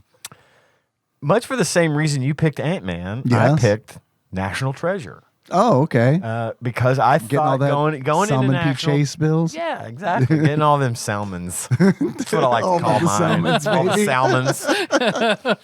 It's all about the sound. It's all about them salmons. Fuck them Benjamins. I like me some salmons. Yeah. Paper Chase, right? Yeah, it is. Yeah. You kind of go into National Treasure. I kind of went into National Treasure not expecting to enjoy it as much as I did. Yeah. But I really liked that movie, and I liked the kind of Indiana Jonesy aspect, the historical thing, all the hard to believe shit in it. But it was really well done and really well put together. It was a fun time. It ranks up there in some of my favorite Nick Cage movies. So that's for the same reason. I very much enjoyed this game. I might play this one again. Yeah. And that's rare. That's for rare. me. Yeah. But it's a good all around golf game that I feel has a lot of variety. So Is this the first golf game that we have played for this show? Surely not. did you play any Mario Golf or anything like that? Is that a thing on a Super Nintendo? Not on the Super Nintendo. It's a thing, but I not have on the Super Nintendo. one for Switch. The Mario Golf. Yeah, the Rush or whatever Yeah, is what yeah. it's called. Because I struggled to think of another golf game that we've talked about on this show. I'm looking, but yeah, I mean, I can't think of one either. That sounds crazy. It does, right? nuts We're almost that like on episode 690 Yeah. is where we're at. So And that's 690 episodes of not golf. right. Let me look at this sports archive. And there are definitely other golf games for the Super Nintendo. It just feels like we have not talked about any of them. Because it's like I was trying to think, I was like, what other golf games in the Super Nintendo have I played that I can compare this to? And I was like, Man, I think you're right. I feel like I have played a few golf games, and I have never played one I didn't like PC games or the Nintendo Switch with the Mario Golf or just in general. I like a nice golf game. It's just, I love the sport. You know, I've played, I don't play anymore. I wish I could, but I really like golf, and I loved this game. I thought it was refreshing. It was easy for me to understand. I felt like the controls were there. I mean, it was all around a very good game for me. I'm glad you said refreshing, because that is kind of why I got to the, like, when's the last time I played a golf game? And it's been a long time. And I think that might have something to do with why I liked this so much. Kirby's Dream Course. Kirby's Dream Course is a golf game. Closest thing. That is a golf game, yeah. But I mean, we've done a sumo wrestling game, but not done like a golf game. Yeah. It's wild, isn't it? And looking through at the amount of sports games we have covered is ridiculous. Well, my Nick Cage movie Yes. is Grindhouse.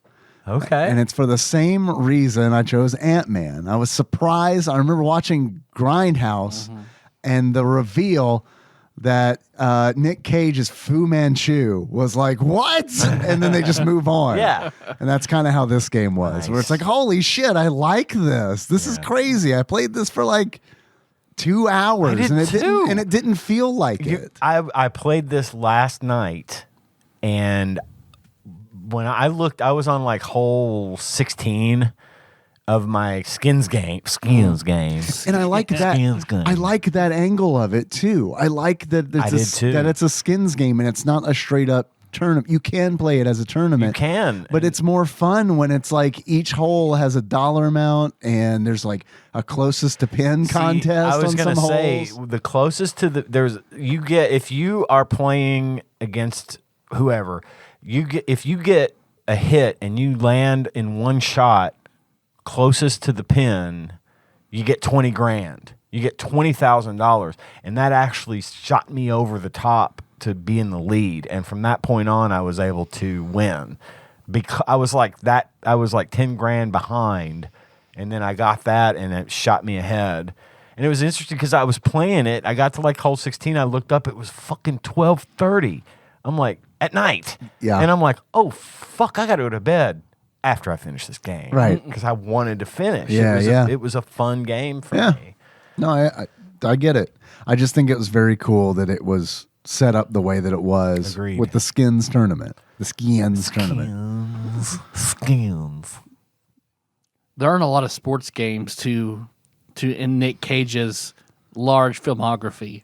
So the closest I could find was Snake Eyes. Snake Eyes. Good Where it starts movie. with a boxing match. So Snake Eyes.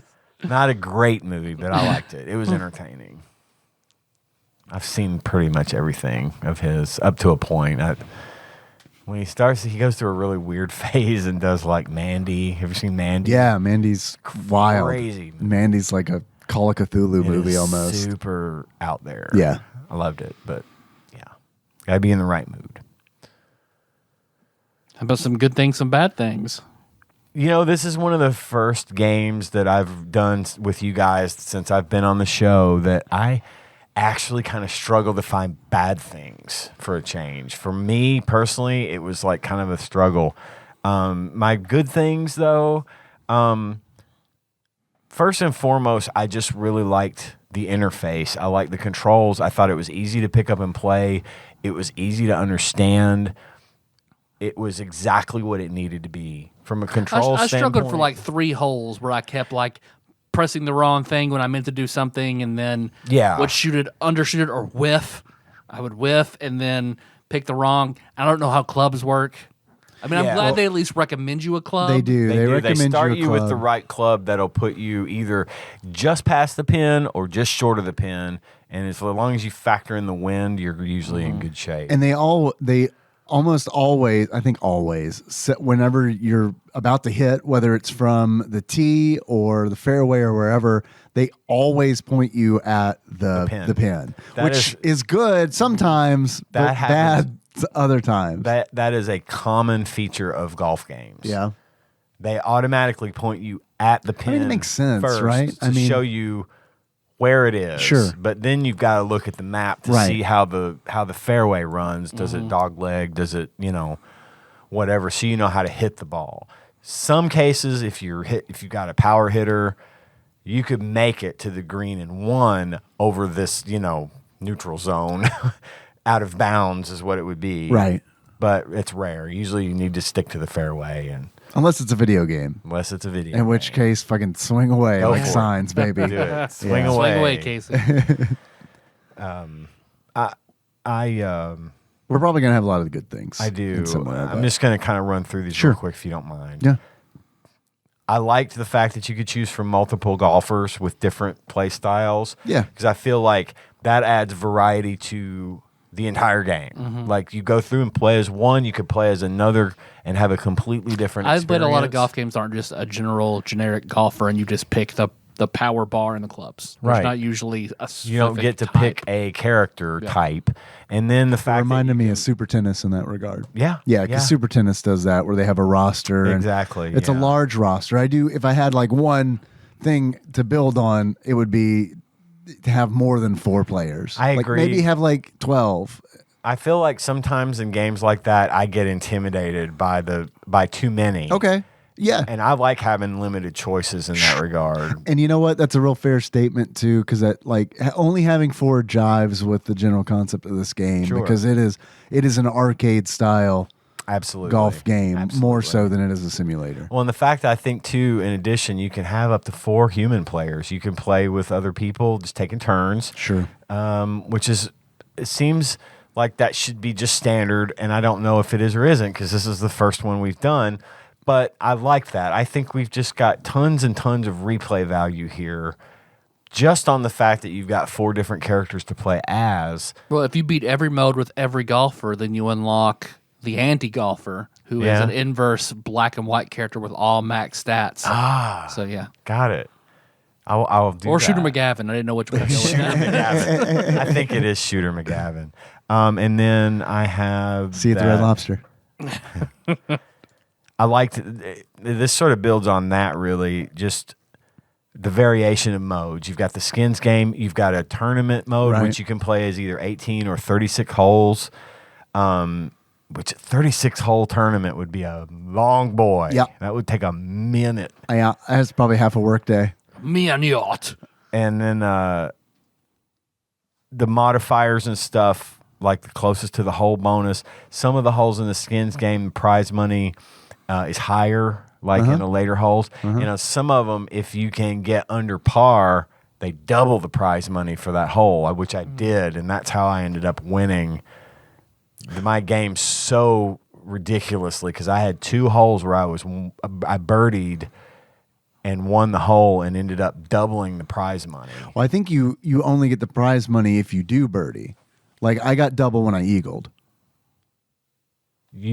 It was going under par. Right. Which would be a birdie. Correct. One under par, right? You get double the prize. If you win the hole with a under par, it doubled the prize money for that hole. You got nothing for eagle. Well, no. It was under the hole that I'm referring to, and I meant to. I actually meant to screenshot that, but it was just under par. It didn't say you had to be 2 under par. It just said under par. Well, right, which is a birdie's 1 under par, right? Is, correct. So in order to win the hole, you need a birdie or better, which would be an eagle. An eagle would be 2 under par. And when I eagled, that's when it doubled the prize money. Okay, for that so it's hole. the same. It's the same result for either. If you win the hole by the least amount of strokes, I see. So if you birdie and everyone else pars, I win. Then and it's doubled. It's doubled for me, right? Because I won the hole. Gotcha. If your computer opponent got birdie and you got And I got eagle, eagle. you win. Okay. And it's under par, which doubles the money. Okay. Yeah, That makes sense. So it's not dependent on how many strokes you win by. It's just whoever wins the hole. Well, it is determined by least amount of strokes simply Because they win the hole. Whoever gets the least amount wins. And if it is you and someone else both had the same amount, then it would take that money. I don't know if it would double it and take it into the next round. Well, because there was one hole where I birdied and Ken birdied, and what happened was none of us won that hole. Right. And then the prize money carried over to the next hole. But was it on That a happened to double? me. Was it on a double prize money hole for going under par? I don't understand that question. So there's certain conditions in certain holes. Like there'll be a hole that'll on be certain like holes. It would say before you play the hole, if you win the hole right. under par, it doubles the money. Right. So in that case, if you both went under par, did it double the money and carry it to the next hole? Yeah, that I don't know, because when we both birdied, it wasn't on one of those special holes. Gotcha. so many scans to consider. Yeah, I mean there are a lot of Theater is scan. there are a lot of weird rules to it, and It was, but it was again. I think that made it fun. totally. I didn't love the feel fact like that I they needed mixed to it up. understand it. No, You know what I mean? Because really, all you need, the other, kind of going on the controls thing and everything else. Not only do you have the club you can choose, the direction you can face, you can change your stance, which means your curve one way or the other. So if you want to try to aim it off but curve it in to stay, with the lie of the fairway, you can do that. And then the amount of power that you use. Right. I mean, We need to talk about that for a minute, because that's one of the things that separates it from a simulation from an arcade style. The bar that you hit, how like in golf games Right. always have that fucking, they got that bar and the line is moving. You got to hit it. You got to time the hit. you want it to hit dead center on the line. Typically. And if you go above it, you hit short. And if you go below the line, you hit high. It hits the ball Right. high and puts backspin on Right, it. exactly. And if you get in the red zone on either end, you whiff. Right. You miss the ball altogether. And what's usually in a simulation golf game, you're controlling your power in that same manner. This game lets you set your power. So Which you can is set it to whatever you want. And super cool. And it's I like great. that. And you can mathematically, I actually got a lot of enjoyment out of this, because the game will tell you are X amount of yards from the pin. And it's like, and your club if you hit the ball, they'll tell you that a 1 wood will hit a ball 240 yards. Right, however many, depending on your golfer. Depending on your golfer. Sure. So if it tells you that it always tells you how far away you are from the pin. Right. And that And how is a straight line to the pin. right. But yeah. You can start mathematically being Exactly. like, okay, well, let me do my power at third. 60%. Yeah, right. If my club will hit the ball 90 yards Right. at full power, but the pin is only 30 yards away, Right. I want to set my power at about 1/3. Right. And I liked that. That was awesome. That was a lot of fun. No, it was great. And then there's wind that comes into effect, and it's like you calculate, okay, well, I got to compensate for the wind. I got a lot of enjoyment out of that. I really did. I did too. And I was smiling when I was done. I was like, this was fun. I had fun for the rare fun time. I don't have anything to complain about. Honestly, I liked it. I liked just about everything about it. I think they got it just right. And we played this because why? This was just picked rando. Yep. This is a randomizer. What else did we play that was done by these folks? It was Irem. By Irem? Is there another Irem game There that we is. did? Yeah, we've done one recently. I wish I could remember. Yep.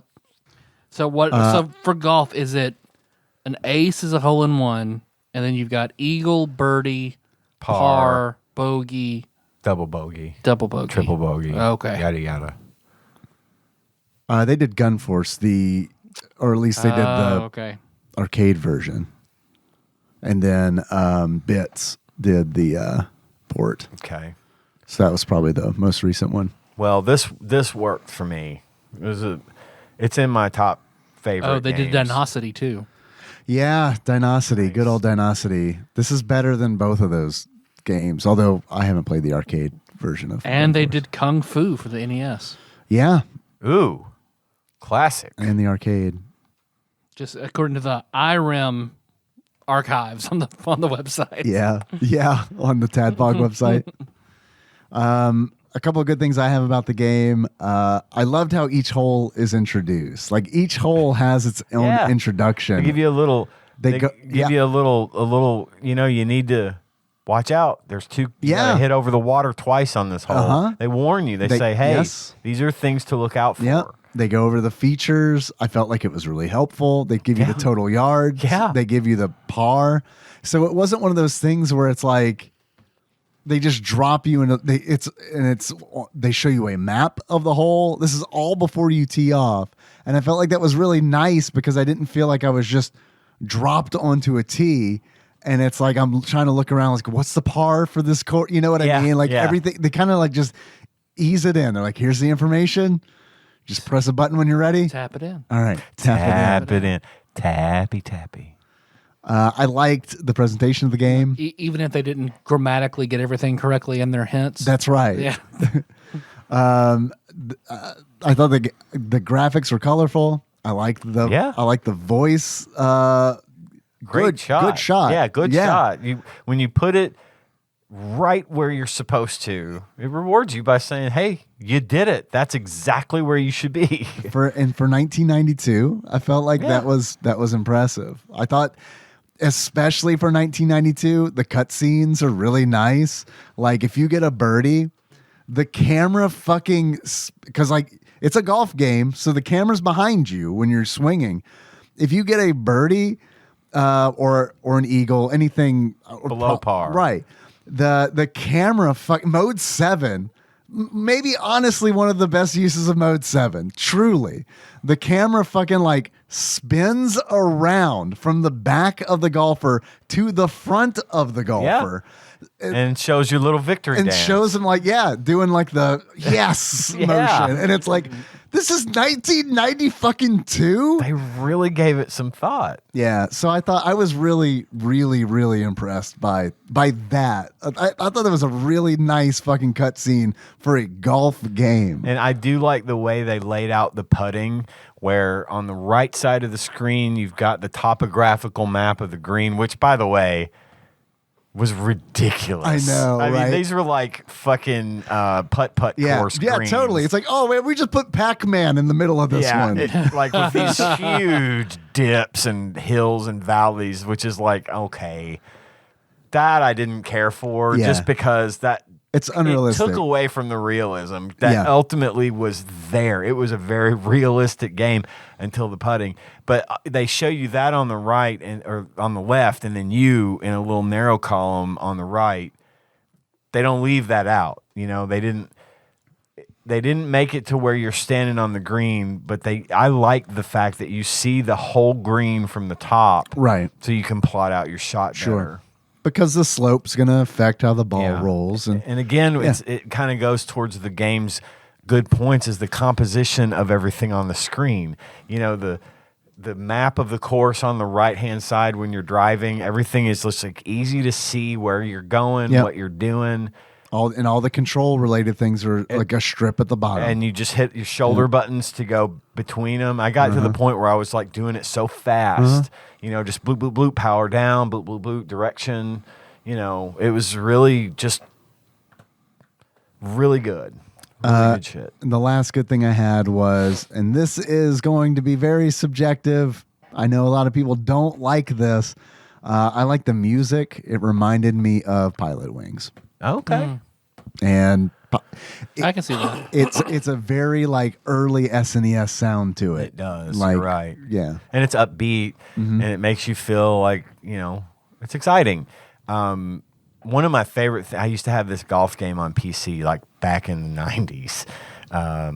That was, I don't even remember the name of the game, but it was one of those games where it had like ambient sounds of like birds sure. and wind and things going on, and I would just if I was having a bad day, I would just put my headphones on and fire up that Fire up game golf. and just Yeah. listen and play golf. And it was like, for being kind of shitty 1990s PC graphics, it was just the most relaxing thing in the world. And this kind of did that for me. In a lot of ways, it kind of was the handheld in my Retroid. It was kind of the handheld Yeah.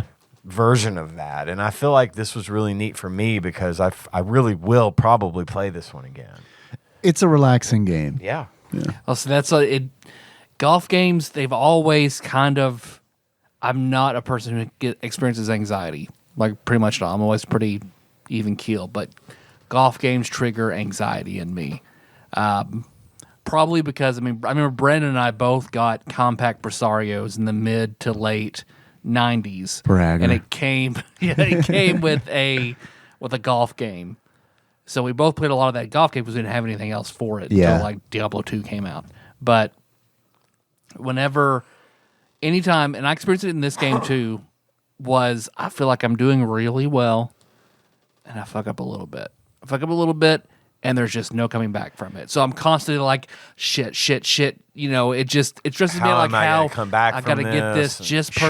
perfect, and it kind of But, stresses me but out. the beauty of the skins game is if you fuck up a hole, it all is fine the next hole. It is. Because there's no running score. It's you play it hole by hole. Yeah, all you're trying to do is beat your opponent.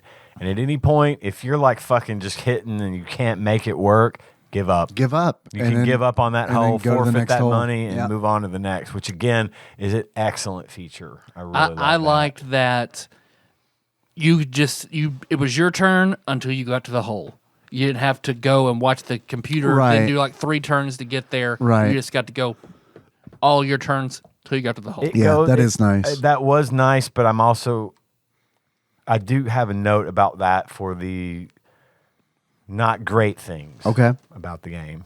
What did you have for good things, Tyler? Pretty much everything that you guys have said. I thought it was simple, simple, direct. I liked that it referred to clubs because I don't understand the clubs. Yeah. I would So- like to sit down with you and play a golf game sometime and talk you through it. Kirby's Dream Course it is. And bully you. Right? That's what Make you're gonna say. fun of you. Stress me out. Yeah, all right. And when I said talk you through it, I Don't meant fuck it up. Don't fuck it up. you. No. Oh, a 2-wood? A 2-wood? Yeah, use that one. I'm going to eat your skin. Say everything really sarcastically. You're doing great. Yeah. Good shot. Oh, no, curve it that way. Great. Dude, thanks. Dude, thank you. Thank you for doing that. That's not how I roll. I want to help take your anxiety away. You about sounded golf like games. Brian from Family Guy. I'm gonna get into. I'm trying to sound like Jacob when he's a little mad. No. Thank you. Perfect. That's a great thing you just did. It did sound Again, like you sounded like Brian. Family Guy. He did it twice, very well. But that's mid-anger Jacob. High-anger Jacob is whenever he's quiet and he's enunciating his words just perfectly. That is the max rage. Okay. I've got a couple of little bullet points for the bad thing. I only played one game because time didn't allow me to get to it till last night. I played through a skins game. I was playing against Pete. Fucking Pete I think. could not fucking miss a putt. He never, ever Putt and Pete. missed a putt. Yeah. Must have been putting Pete. Don't fuck with Puttin' Pete. Every single time he one-shotted it into the hole. Every time on the green. And that really frustrated me because that's not realistic, especially considering the fucking weird-ass nature of the greens and how super slopey and hilly they are. That was the computer actually cheating. Was Pete the all-rounder? I believe so. Yeah. Yes. I played as Pete the all-rounder. Yeah. And so that kind of frustrated me because I didn't think it... But like I did like how when you get to the green, his ball's there. You didn't have to wait for him to And hit. it would say it took 4 strokes, so you would know how long it took you and that you were already Right. ahead or Yeah. And I behind. mean, at one point, Pete bogeyed a hole. So I mean, it's not like fully cheating, but I'm not kidding. He never ever missed on his first putt. that I know of. I mean, hell, as far as I know, he was out there going tick, tick, tick, tick, tick the whole time while I'm putting. Who knows? Right. You never see him hit. Right. So, I also said too that it would be nice if there were a little bit more course variety, but I also understand that the ability to generate new courses or to have stored multiple courses on a 1992 SNES cartridge was probably an issue. But there's a 36-hole tournament, so there's at least 36 holes that you can play, number one. And number two, in reality, most golfers play the same course over and over again in real life. You know, if you belong to the country club, you're not going to pay more to necessarily go out here to the Paxton Park or whatever and play. You'll just play the same course over and over because that's your course. Right. So it really wasn't a bad thing, but I do like when a golf game, like especially like a modern golf game, has real courses like Augusta and, Sure. you know, Shady Pines or whatever the fuck. There's something like that. Ma, Shady Pines. Shady Pines, Ma. But in that doesn't necessarily mean it's a bad thing because, again, with different players and different wind speeds and different, you know, you can have a different experience each time. So it's not really a bad thing. But as I mentioned, I kind of struggle to find bad about this game. I thought it was just really good all around game. There were a few moments of slowdown that I experienced. It wasn't major. It really honestly didn't really affect the gameplay much because it's a golf game. It would happen periodically when you'd hit the ball. The moment after you hit the ball, the camera angle would change from behind the golfer to above the golf course following the ball. And every now and then I'd have some slowdown there. Not, again, didn't really affect the gameplay, but it was kind of like one of those things where it's like, it kind of stinks because like the presentation otherwise I felt like was good. So that stood out to me. Didn't happen a lot, not a huge deal. Then the other thing was that sometimes while I was waiting for the CPU to putt, I had one instance where I thought the game had frozen. I had that happen to me too. It was like a full 45 seconds almost before he putted. And I was thinking the same thing, that it froze up. But what the fucking thing is doing, it's calculating. Yep. And it's a fucking Super Nintendo. One hit. Right. The one hit wonder was calculating, I'm definitely going to hit the hole. Just give me a minute. A minute to figure out exactly how I'm going to do it. Right. Yeah. So that was I counted that in the negative. Smell the math being done by the processor. Right. Which, I mean, look, that's fine, I guess, but like give me an indicator that it's thinking. It's not like a 486, you know. I can't look at a light and be like, okay, it's thinking. It does. It looks like it freezes up. And those were the only bad things I had. Tyler? I mean, I thought this game was just, okay. Golf games aren't my thing, but I also struggled to find, I think without an instruction guide, it was kind of hard for me to figure out. The graphics I thought were, okay, but this is a 1992 game. I think for 1992, looking at that through that lens, it's par for the course. Yep. Yay. And that's really about it. I don't have any. Yeah. Cool. Where did, I guess we've kind of talked about the good and the bad enough to where it got you and where it lost you. Pretty much right away. I was enjoying it immediately, and it didn't lose me at any point. Man, at the intro, I thought the intro was real cheesy, and it is. It is. So I mean, I was like, I looks like don't know about English this. football club opening. That's right on that title screen. And then with him hitting like the ball, putting the ball on the green turns into a $10,000 bill. I was like, oh no. I was like, I bet that doesn't even exist. This game's gonna suck. And then like seeing the characters to choose from, that's kind of where it won me over, was because it's like almost like UN Squadron style, where it's like, it's crazy to say this. It sounds crazy, but those four characters have distinct personalities in their their little profile avatars. You got, Ken, or at least it was Ken for me. I have a sinking suspicion that they changed the first name from match to match, and that's why they're referred to as their last names in the manual. Gotcha. But Mr. Trickshot, whatever his name is, he looked like Clark Kent. Curve Club. He looked like Clark Kent, but like Clark Kent disguised as a different Clark Kent. Like his cover's been blown as Clark Kent, so he's like, I'm going to wear silver glasses and dye my hair brown. I'm Cliff Kent. Right. Yeah. But yeah, I thought that's kind of when I was like, okay, they care about this. Buy, rent, or birthday? You know, when I was a kid, I would have probably never even given this a chance. No, I wouldn't have. But right now, it's a definite buy. I think this would be an excellent addition to someone's library to have on hand, just to play anytime with friends or by yourself.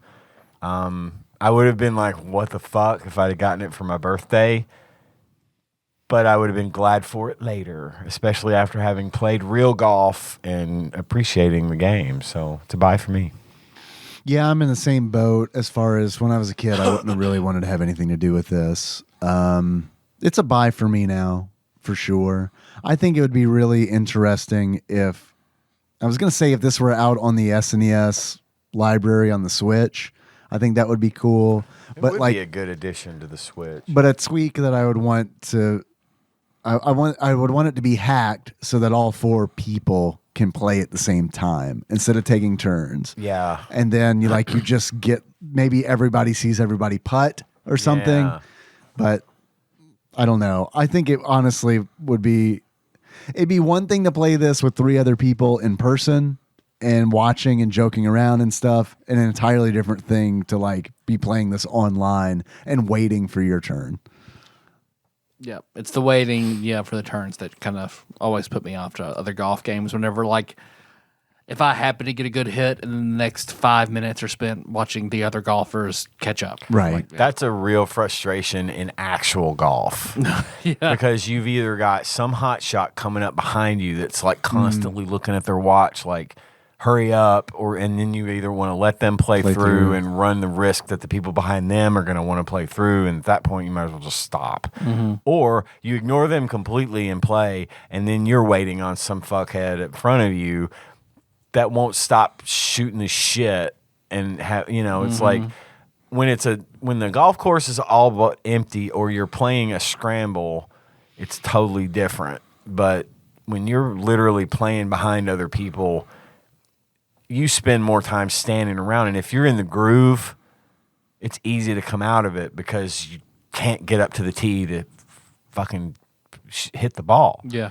So yeah, it's a legit frustration in the sport, whether it be video game or in real life.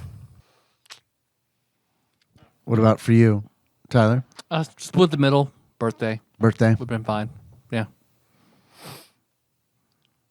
Do we want to see what Flopsy has to say about it? Yeah, we can see what Flopsy has to say. What do you guys think, Flopsy? What do you think the rarity of Irem's Skins game, the Skins game, is? I've never heard of it.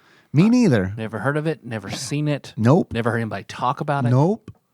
Which is surprising, honestly, because You'd think a game like this would. I think it's a good game. It makes me wonder, like, since this is the first one we've talked about, aside from Kirby's Dream Course, like, it makes me really wonder how the other golf games on the system compare, because it's like, yeah, I don't expect they're as good, but then again, I've never heard of don't this know. game, so yeah, maybe. I think this is an excellent baseline. Yeah, I agree. Where we're going to say it's either better or worse than Irem Skins game because it just kind of hits right on the money where it needs to be. I'm going to say, I'm tempted to say rare, but I'm going to go uncommon. Okay, uncommon. And I think I'd like to think they rated this one 4 stars. Okay, Because I would. okay, uncommon 4 stars for me and Tyler. fuck it. I'll say rare. Rare. Rare 3 stars. Rare 3 stars. When I was pulling it prior to the show, I saw the star rating, so I can't really comment on that. I can't guess on that, but I can guess on the rarity because I didn't see that. I'm going to go uncommon. I think this would have been in all the Blockbuster, rental Yeah, I could see places. that. And I think it being a sports game, I think whether or not it made it out there, I think they made a lot. They probably made a lot of them because they would have thought this is a sports game. It's a golf game. It's going to sell really well. Let's make a shitload of them. According to the Ultimate Nintendo Guide to the SNES Library 1991 through 1998 by Pat Contry, courtesy of Monster Mole Mike and a shadowy benefactor, this game, the Irem Skins game, or major title, the EU, is a very uncommon game. Okay. Oh, okay. Right in the Right middle. between rare and uncommon. It's a very uncommon game, and they gave it 3 stars. Okay. And the summary at the bottom pretty much confirms it to me that they changed the first names because the reviewer played a game against a computer-controlled opponent named Ralph. Yeah. It had a name generator built in. They should have put those resources into putting. Classic Irem mistake. Classic Irem. God. You guys have any achievements for this game? Yeah, I do. Do we want to speculate how much it would cost? We can do as we can do this in well. however order we want to do it. Let's do that first. Okay, how much do you guys think this game costs? $80.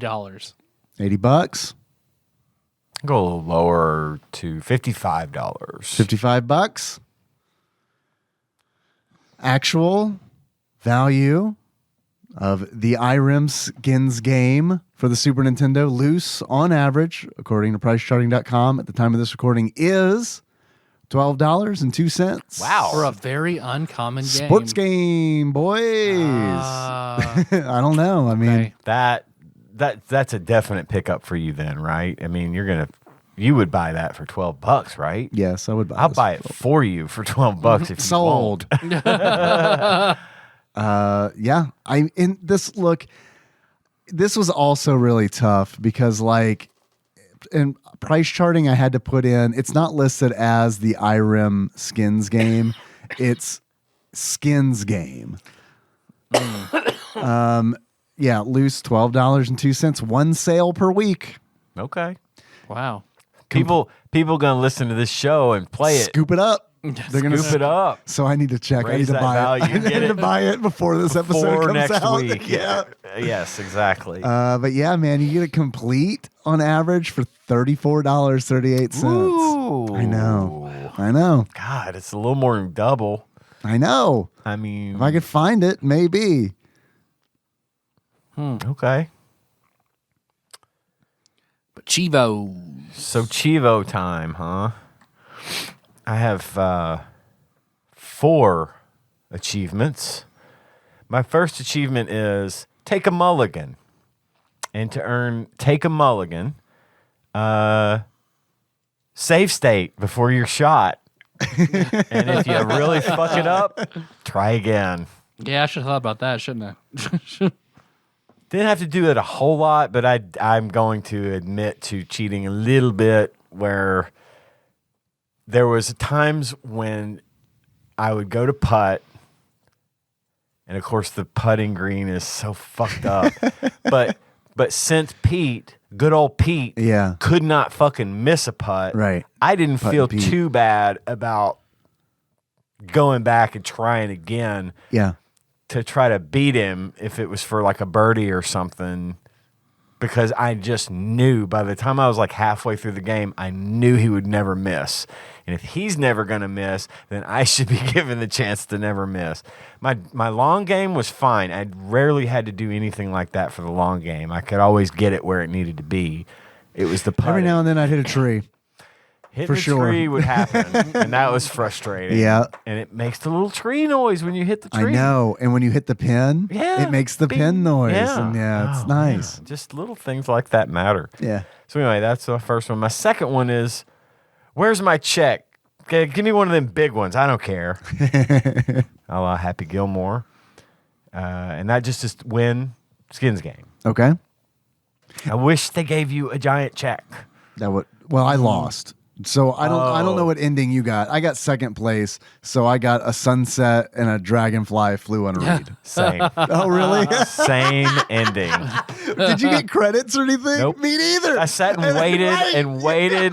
The dragonfly flew off the screen and back on the screen 3 times. Yep. And I'm like, I think that's it. I'm just Press going a button? to hit a Okay. button now. And Yeah. And we're back to the soccer Where are the club credits? logo. On the box. Irem. There. Right. You're done. Nothing. Yeah. You don't get a special treatment for winning. Okay. That makes me feel better. And for the record, if I were playing in a golf tournament and I had like time control power, you better believe that I would be abusing the shit out of that. So, Yeah. Especially for like $10,000 a hole. Yeah. No shit. Yeah. My next achievement is fuck you, Pete. And to earn fuck you, Pete, you come from behind at the last minute by getting a $20,000 closest to the pin bonus, which brings your total winnings higher than your opponent, therefore leading you to the win. As long as you can stay ahead of him at that point. You unlocked that one. I did. Yes. I did. I was so pumped about it too. I was like, I got 20,000. I'm in the lead. And then my last achievement, I'm going to do something a little different. Please play the harmonica. I'm not going to tell you what it is. You'll have to listen to to this part of the show. This is a mystery soundbite achievement. So I jump ship in Hong Kong, and I make my way over to Tibet, and I get on as a looper at a course over there in Himalayas. A looper? A looper. You know, a caddy, a looper. Jack. So I tell him I'm a pro Jack. And who do you think they give me? The Dalai Lama himself. The 12th son of the Lama. The flowing robes, the grace, bald. Striking. So I'm on the first tee with him. I give him the driver. He hauls off and whacks one. Big hitter, the Lama. Long. Into a 10,000-foot crevice right at the base of this glacier. Do you know what the Lama says? No. Gunga Galunga. Gunga Gunga La Gunga. So we finish 18, and he's gonna stiff me. And I say, hey, Lama, hey, how about a little something, you know, for the effort, you know? And he says, there won't be any money. But when you die, on your deathbed, you will receive total consciousness. So I got that going for me, which is nice. To get that achievement, you win at Skins Game and get the ending, which is basically a really nice zen view of the sunset with the dragonfly coming through. I had 3. What'd you have? First one is Welcome to the Valkerm Dunes. And you unlock that by getting a bogey, which was everybody's in Final Fantasy 11. The thing you hated the most was everyone got killed by the damn bogeys at night in the Valkerm Dunes. And the random, what were the skeletons called in the dunes? Fuck, I don't remember. Were they the ghasts? Maybe. Every now and then one would show up. The bogeys were super common. Yeah. I'm not crazy, right? There was from time to time a skeleton. Probably, yeah.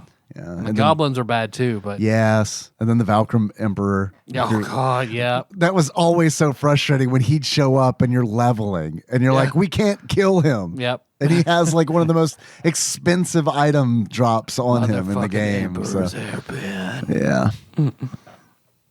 The other one is Behold the Power of Raditz.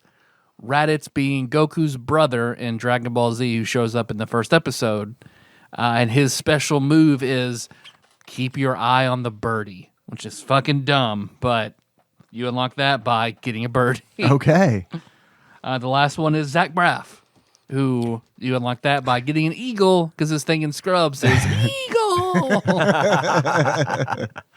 Nice. I have 3. My first one is Come on, Barbie, let's go party.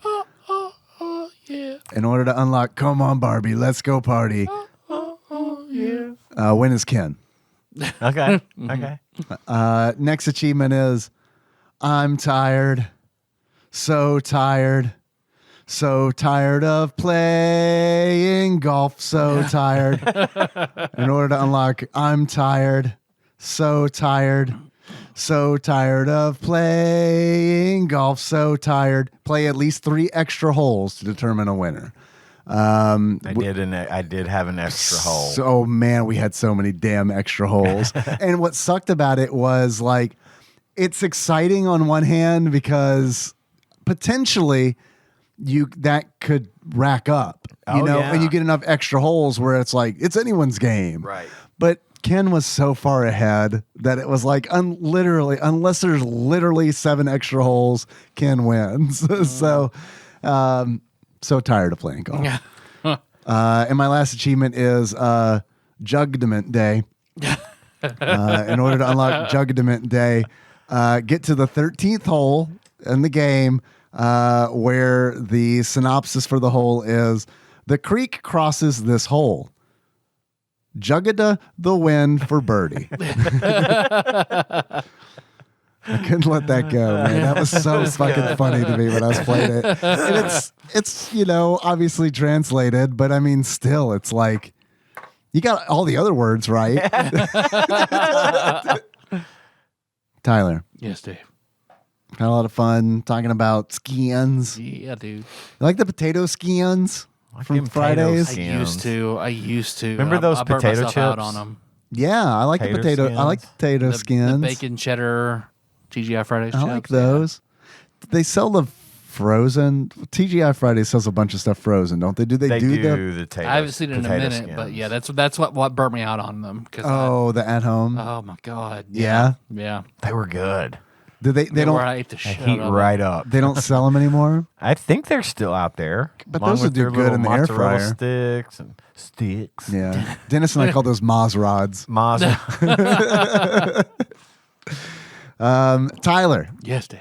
if you were to give this game a beard that sums up how you feel about it, what kind of beard would it be? I would give it the beard of PGA golfer Frank Beard. A beard? Yeah. Beard's beard.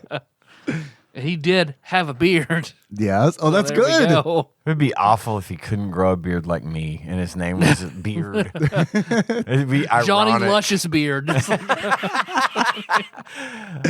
All of his family that stands around with their luscious beards just shaking their head at his little bald face. Such a disappointment.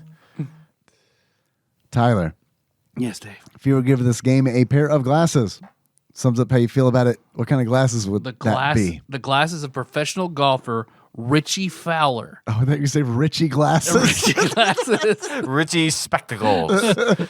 Whose golf game dramatically improved once he started wearing Oh, glasses. all right. Turns out seeing helps with golf. Who knew? I think it's great that he was good enough without the glasses to be a pro. professional It's golfer. like, oh man, you're getting a lot better with glasses. Oh, wow. He gets glasses and everybody goes, fuck. Damn it. Who gave Richie glasses? No green jacket for me this year. My kid has to go to college. Take Richie's glasses away. Would you guys like to find out what game we're playing next? Let's do it, I man. would like to find out, especially given the conversation we had prior to this. Let me go grab this Spider Up peripheral, plug it in, set it up wild and crazy kid style so I can pull my no-no hole in a random direction. Say the prayer we all love to say. No whammies, whammies, whammies. Stop. 484. The E's. The R's. R's. We've already done all the Ren and Stimpy games. We have. So it's not that. Race Let driving. me say that in a more relieved tone. We have. Race driving. It's not race driving. It's Run Saber. Oh, okay. Which we've Run done. Saber. Yeah. All right. Let's do it again. Yes. Whammies, whammies, whammies. Stop. 325. G's. The M's. M's. Before Snap, there was Marvel's Hero of the Gem or War of the Gems. yeah, Marvel Okay. Superheroes and War of the Gems. Now I'm starting to understand what you meant.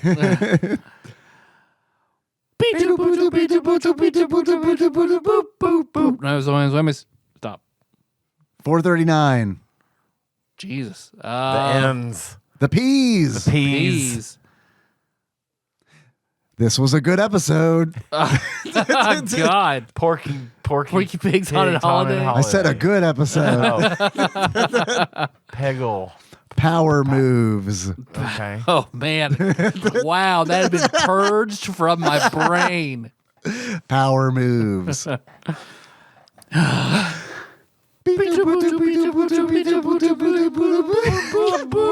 whammies. Stop. 9.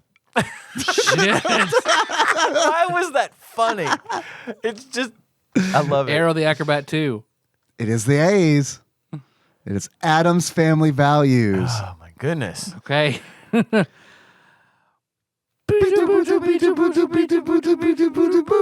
Whammies. Stop. We're gonna 401. O's. No. The O's. It is the O's. The O's. Oh, fuck. Have you purged this one from your memory? On the Ball. I don't remember that at all. It was the remember overhead labyrinth game. Yeah. Well, you remember like the Sonic 2 or Sonic 1 bonus levels? Okay. It was that. It was just that. God, yeah. We did that. Like I was going to Brian's wedding for that one. Yeah. It's a super short, Yep. super short, easy game.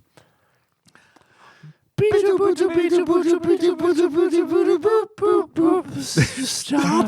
Is this a record? 336. Absolutely Yes, it it is. F's. M's. Mario's Magic. Mario's Magic Mario Castle. Kart. Mario Kart. That'd be Super Mario Kart. Mega Man X2. Early boy. It was an early boy.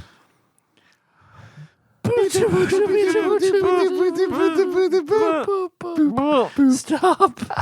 56. Ooh. Bees. The Bees. Bees. Blast off. Beethoven, the ultimate canine caper. This is not a joke. Oh, wow. Okay. All right. This is not a joke. Right This was in randomly generated How? after well, one, we two, predicted three, it. 4, 5, 6 of them. Beethoven, the ultimate canine Ride caper. it in the sky and gossamer teardrops. It was meant to be. Yes, it Beethoven. was. Beef oven. It's a Beethoven. All right. Will you Beethoven, my Valentine? I choose. No, I'm not. Well, we want to take a break and roll into community corner. Yes. Let's do it. Okay. We got a package. We got a quiz. We got some phone calls we're not going to take to the chagrin of Taryn. Sorry, Taryn. Also, I said pussy earlier. She checked And out. just She's not even now- here. I'll wake her up. Pussy, pussy, pussy.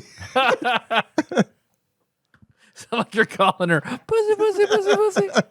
No, that's pss, pss, pss, pss, pss, pss. That's how you call a pussy. Pss, pss, pss, pss. Okay. Hang in there. We'll be right back. I'm a city golfer, you can ask my wife. I've been out there hacking every day of my life. I got the shorts and all the plaid sweaters. That new tailor-made driver didn't make me any better. Man, I hit 'em fat and I hit 'em thin. I roll 'em in the bunkers, man, I hit 'em again. Slice 'em in the bushes, crank 'em in the creek. I pop that sucker up and hook it out in the street. Yeah, I'm 245, right down the middle, and I'm Mr. Green to the left, just a little. Chili dip a wedge and put it all together. Hit that son of a bitch right up there in the leather. If you call that good, and let me press on the side. You can put me down for a fight. Welcome back to Community Corner. Community corner. We're back. Community Corner. Sample a little banjo music for that. On the break, I bought the Irem skins game for $15.95. with an instruction manual and free 3-day shipping. They wanted to get fucking rid of that thing. Yep. They don't know it's very they've uncommon. They've never played it. I wonder how many copies of this game I could buy. Drive Could that this, price yeah, up? could this be like How many auction lefties can you house, buy? like yeah, Goon like Troop buy them style? all, right? And then slowly dole them out one over the next, like one per year. I'm opening up the Disney Vault, Dave's Vault. One Irem Skins game is released. Davy's Skins game. $300. In used video game news, one mystery buyer has purchased every known copy of the Irem Skins game. Man corners Irem Skins game market. Prices soar. All right. Well, that does it for Community Corner. See you later. Thanks. Tropical Capricorn. I just wanted to brag about the great deal I got on a game no one cares about. We got Maybe they will now. maybe. Maybe. onto All dozen of them. They'll care. That's I know, right? We got a package here from one Holy Dumpster Diver, I believe. Let me pass that shit. on over to Tyler, the box opener. All right. In true Holy Dumpster Diver fashion, here is a letter. Okay. Dearest Tadpog, I'm not sure if I ever told this story before, but when I had to give up dumpster diving lifestyle, I still wanted to send you all packages. Then I came across shadow boxes. I saw how expensive they were online and decided that was crap, and there had to be a better way. There's got to be a better way. That's kind I've got of all what this inspired me. plexiglass laying Yeah, I around. just imagine a dude in black and white, like making Mario boxes out of like egg carton crates. And, oh,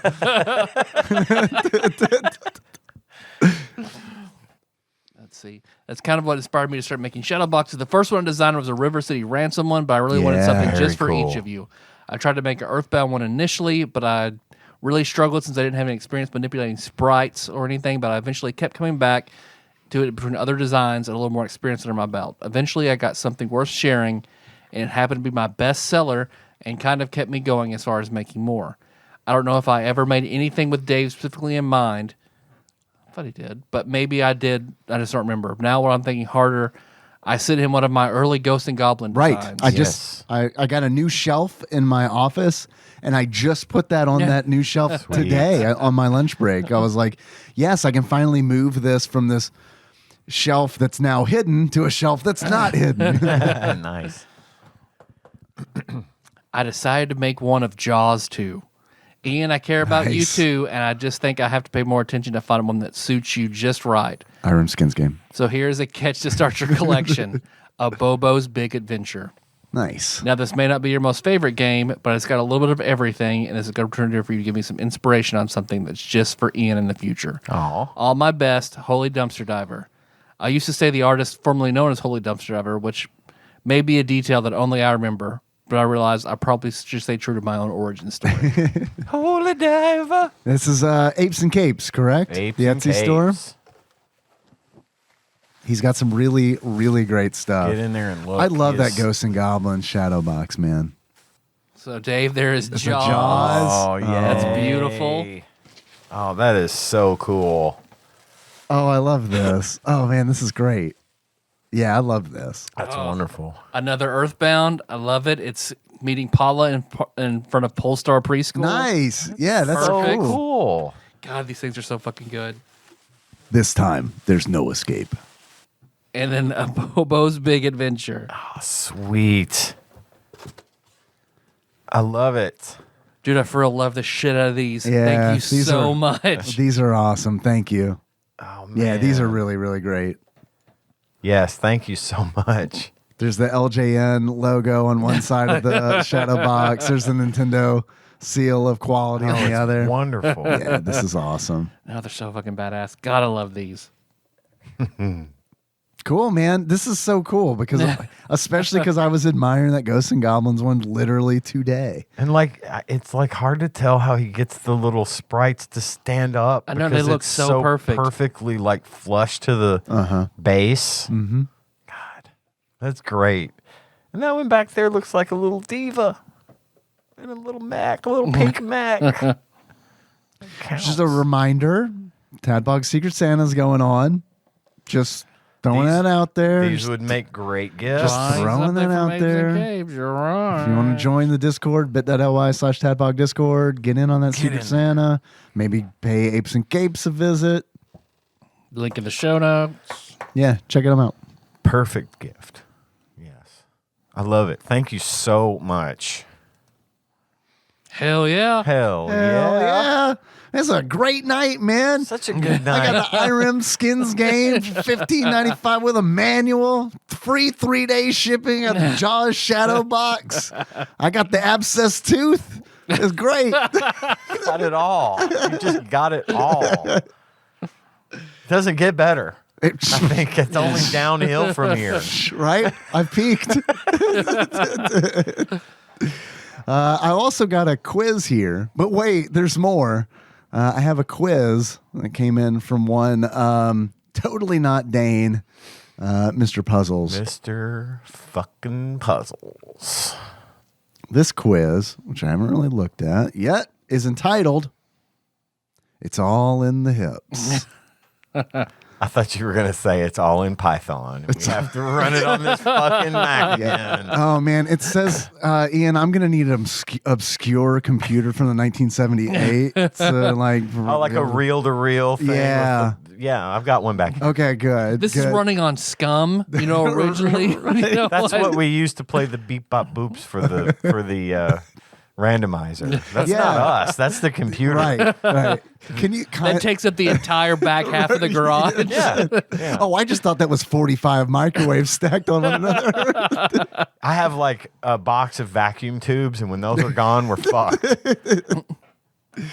Dane begins. Good evening, gentlemen.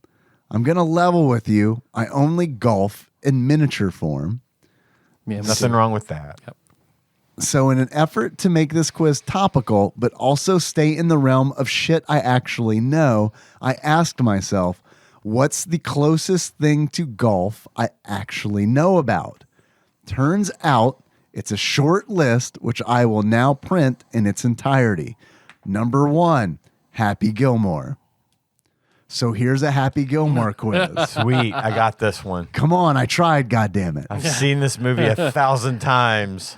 I've seen it a bunch, but the problem is I haven't seen it recently at all. Like the last time I saw this movie was when I was living with Nikki and her sister when I was in college. Shit. That's the last time I've seen Happy I mean, the Gilmore. last time I saw it was some recent Tuesday. Okay. I mean, I've seen it recently. We saw the tie-in at Little Nicky when Chubbs is in heaven giving golf lessons. That is true. That's a great cameo, man. Little Nicky is one of those movies. Fuck, Little Nicky should have been my instead of Ant-Man, it should have been Little Nicky because I fucking enjoyed the shit out of Little Nicky, and it was a movie where I went in was like, this is gonna fucking suck real bad, and then nope, the whole way through I was like, I love this movie. It's easy to do. We watched Hubie Halloween. Yeah, I remember you talking about Hubie and Halloween. it was surprisingly good. I thought it was gonna suck, but I liked it. So yeah. Kid in the flask. Come on, I want to ace this. All right, first question. No pressure. Bob Barker was not the first choice for Happy's celebrity golf partner in the film. Which of these 90s broadcast TV personalities did the script originally hope to land? We're in trouble because I know nothing about the movie outside of the contents of the movie. There's a typo in one of these. I'm totally rolling with it. Ed McMahon? Or is it Par Sajak? It's a golf thing, that's right. Yeah. Or was it Larry King? I really feel like I heard it was Pat Sajak and he refused to do it. It's got to be Pat Sajak because I think it. I'm sorry, I think you mean Par. Par Sajak. Par Sajak. Par Sajak. But he's like fucking insane anyway. Is he really? Oh, yeah. Too many spins of the wheel. Too many margaritas with Vanna before the show. They are drunk as fuck like almost every time they come out there. Sounds pretty good to me. Yeah, he said it's a good life. Yeah. I get really drunk with Vanna. We go out, we do the 3 or 4 shows, and then I'm done for the fucking week. You know, I mean, he's like, Sounds great. He knows this fucking sweet deal Yeah. he's got going. Yeah. But yeah, they pay me to travel all over the world to shoot 5 minutes of promo material, and then I'm just in fucking Barcelona for a week, you know. Hell yeah. Hell yeah. yeah. I think it's Pat Sajak because I think it goes with that game show host thing. I really, really, really want it to be Larry King. Like, really, Yeah, I do too. really, like almost enough where it's like, I want that to be the guest. But I feel like Larry King would have done it if he was asked. I don't know, man. In the 90s? I don't know. Pat Sajak. though. Sajak, but I bet he just wouldn't curse or some shit. Sure. Like, All right. Pat Sajak logging it in. Next question. Bob Barker had 2 stipulations to appear in the film. I want to fight Adam Sandler and I have to win. Who was Barker's trainer? Was it Jean-Claude Van Damme? Was it Steven Seagal? Or was it Chuck Norris? I think it was Chuck Norris. I hope it's Chuck Norris. I hope it's Chuck Norris. Too. I want to Just trying say, to think of how he held his fists would make me think more of Chuck Norris than yes, if he had been trained by Steven Seagal, he would have just stood there looking like he would have twisted his arm in some shit and flipped him over. Yeah, it would have been a much different style. I think I remember hearing that Bob Barker is a black belt. in Oh, I didn't karate. know that. He really is. Or is he still around? No. He's dead. Yeah. Well, he was a black belt in karate. I'm pretty sure he was White Tiger at one point. He was like Tiger. No That's wonder. just what I called it. Yeah. Did he? Stan No, that Lee was stole that shit from me, man. It was my idea, man. He had that amulet on in that one episode. Remember? The big gold. Yeah, It's the totally it's the remember that. Plinko. It's the Plinko chip. He put that shit on. I remember it. But he was. He would was a- yodel to activate it. Man, I would read the shit out of this comic. I wouldn't, but It would be nice. Well, I would would be buy nice a copy, if it put it on the existed. wall. yeah, there we go. Or if it were in a poster format, just the cover. Yeah. I think I know he was a black belt in karate, and I want to say it was Chuck Norris that trained him. I feel like I would also go Chuck Norris, but mainly because I feel like, and no offense to Chuck Norris, but I feel like out of those 3, Chuck Norris is probably the most approachable and the most gettable. Oh, for fucking sure. Yeah. There's no way it was Jean-Claude. I cannot imagine him at the time in the 90s, Right. Like that's his bothering peak, to right? train Bob Barker. Yeah. He'd want $2 million to do it. Or Yeah, some he shit. would want to. He would want Steven Seagal money Yeah. to do it. And also everything I've heard about Steven Seagal and Adam Sandler, I have a feeling that like would not have taken off. You know what I Yep. mean? Yeah.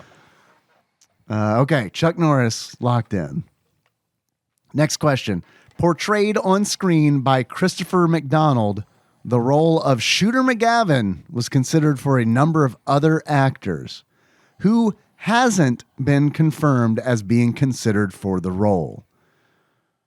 Was it Bruce Campbell, Jeffrey Jones, or Kevin Costner? I don't know who Jeffrey Jones is. I don't either. No one here Stand by. does. So probably him. I wouldn't imagine. I mean, Costner would be way too fucking expensive.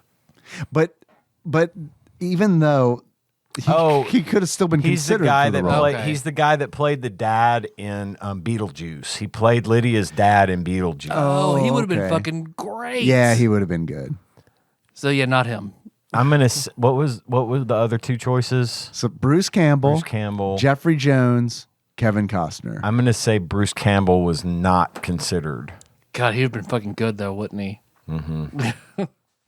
I And want it's to. for I which want to see. role? I want to see that quantum Shooter reality McGavin. where Bruce Campbell is Shooter McGavin. I want to see all of these. But Bruce Campbell, yeah, probably the most. What was the last one again? Kevin Costner, your boy. I could see, when did Tin Cup come out? Around that time. Was it before or after? Because if it was before, I can totally see them being like, let's get Kevin Costner it would be hilarious because he was just in Tin Cup. Yeah. Tin Cup came out in 1996. Happy Gilmore came out in 1996. They came out the same year. So I could see that being pitched as like, wouldn't it be funny if we got Kevin Costner? But I'm going to say, though, because he was such a big fucking deal, Yeah. they would not have. I don't know that. But what if it was like Tin Cup 2? I don't know. Tin mug. We're saying who was not confirmed to have been considered for the role. Who hasn't been confirmed as being considered for the role? I mean, of course, they considered Kevin Costner. Yeah, they probably didn't consider Bruce Campbell. I'm going to say they didn't consider Bruce Campbell because Jeffrey Jones and Kevin Costner would have both made excellent Shooter McGavin. they would have. Bruce Campbell would have made a good Shooter McGavin, but I don't think he would have been. I don't think it would have been like as good as the other two, and definitely not as good as the dude that actually played Shooter McGavin. 'Cause that worked out perfectly. Yes. I think Kevin Costner wouldn't have been very good, but I think the joke He would have. wouldn't have they made would've- fun of himself enough to do it. But if they're talking about like seriously considering someone to be in that role, I don't know that they would have necessarily seriously considered Kevin Costner because it would have been fucking possible to get him to be in that I can movie. see if he played it super straight and super serious, and that he was so offended by Happy Gilmore. But but- I don't know Like that he, they would like have he, considered like he him. himself, the actor, would probably be offended. Oh yeah, like, yeah. I mean, right? This is yeah. like I just did Tin Cup. This Right. is a serious yeah. game. This is a meta joke on Kevin Costner. I can see where he would have been considered, but never actually like. Oh, that's hard. I'm saying This Kevin is a hard Costner. one. My answer is Kevin Costner. I'm going to go with my gut that he was never seriously considered for the role. He's definitely out of these three. He's the odd man. Yeah, Out. he is because Bruce Campbell and Jeffrey Jones. Jeffrey Jones would have been an Oh, yeah. excellent, Fuck yeah, he excellent would have. choice. That guy is great. Yeah. Especially in that kind of foil role. Didn't he do some stuff with kids? Did Was he? that him? Because he was the Was he the principal? You're right. he Ferris did. Bueller. Shit. So I wouldn't. did. I wouldn't necessarily say he's great, but I just want to. He's a great I just want to actor. interject. It's not Tadpog's official stance that Jeffrey Jones was Yeah, great. you're right. I'm gonna But look yes, that up. he had some. He played some good roles. That, Principal and Ferris Bueller being the one that I overlooked, and that's even better than in Beetlejuice. He was so good in Beetlejuice. He was good in God Beetlejuice. damn it. Please don't let that be him. Possession of child pornography in 2002. Damn it. Okay. 6 years after Happy Gilmore, so he could have been He would considered. have been fine back then. Yeah. Okay. My answer is Kevin Costner. If we differ, then I can keep track of it. I'm fine. I'm fine with locking in Yeah. Kevin Costner. Yep. I'm I'll good roll. with that. Okay. All right, locked in. Next question. Which actor from the film used the line, "But I was in Happy Gilmore," in a failed attempt to avoid DUI charges in 2017? Which actor from the film said, "But I was in Happy Bob Gilmore"? I bet the guy who played Shooter McGavin. Christopher McDonald is on the list. Yeah, one read of the list. options. Read the options. Was it Carl Weathers? Okay. He would have said Rocky, though. Yeah. Yeah. That's a really, really good point. You Yes.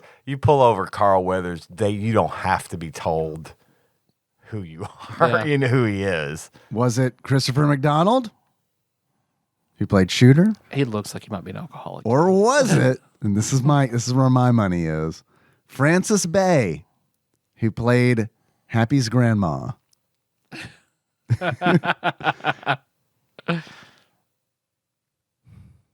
She's the funniest choice. I know. And I think, look, the most interesting trivia is trivia. So I just want to throw that out there. She'd probably also be the least recognizable that would have to say something. But I do think that Christopher McDonald is probably like the most like, I most- could actually see that in He my would head. drive a car drunk Right. based Yeah, on I his don't looks see- alone, knowing nothing about it around, whatsoever. right? Was Frances Bay even alive in 2017? How old do you think she was That's in a good 96? point. That's a very good Because I know they point. probably, I mean, she's probably aged up in the movie, but she's probably at least in her 60s, at least. Yeah. And she looks older than that in the movie, but. And then we're talking like 20 years later. This person was arrested when? Or pulled over for DUI? 2017. It's not Frances Bay. Sorry, we cheated a little. She died. But that's a good point. She died I in would have assumed she was 2011. dead. We were on the right track, though. I would We assume she were was we were dead. already thinking about the age. and So all that. Christopher, what is his name? Christopher McDonald? Yeah. Locking it in. Mm, Or do you want to do Carl Weathers? Do you think he really would say, but I was in Happy Gilmore? Really? I do actually think that. That's goddamn Landau Calrissian. Well, hey, look, that's a good point. If he was drunk, maybe he wouldn't say Rocky. Assuming is a tough- assuming he was in Rocky. I've never seen it. He was in a lot of Rocky movies. Okay. Yeah, I've never seen a single one of them. In basically. I'm sorry, did you say all of them. Rockman? Yeah, I did. Oh, I missed him. He in was that. in all the Rocky movies up till 4. Was he even in Rocky Horror Picture Show? Mm-hmm. That's the He seventh was, Rocky, he was right? Dr. Frankenberg. He was Tim Curry's stand-in. He was in Rockman. I'd watch the fuck out of Carl an Apollo Weathers Creed. leading in a Rocky Horror Picture Show. I'd pay $80 for that. All right, we got to lock something in. I feel like either one of them could have pulled Hey, that look, card, man. but I think Christopher McDonald would have been less recognizable to a cop. So I'm going to say What else him. can you imagine he was in? I'm sure he's been in plenty of He's stuff. been in a but shitload of things, and I can't remember any of it now because I'm tired. But I'll look that up too.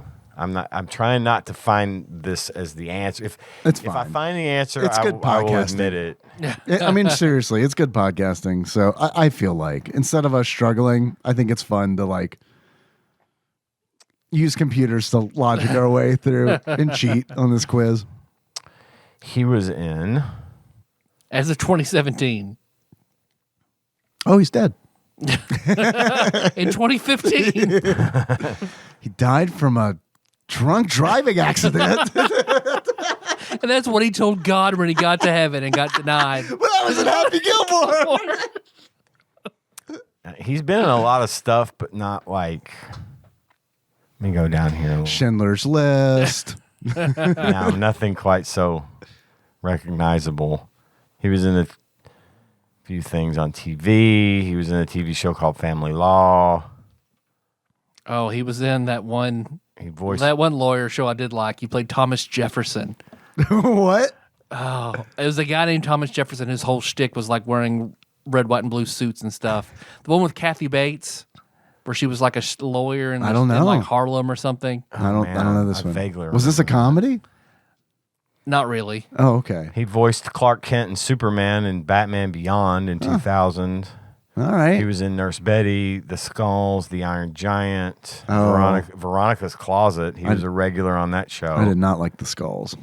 No, me neither. The Faculty, I remember we just recently watched that. Dirty Work. He was in Dirty Work. I forgot about that. Who did he play in Dirty Work?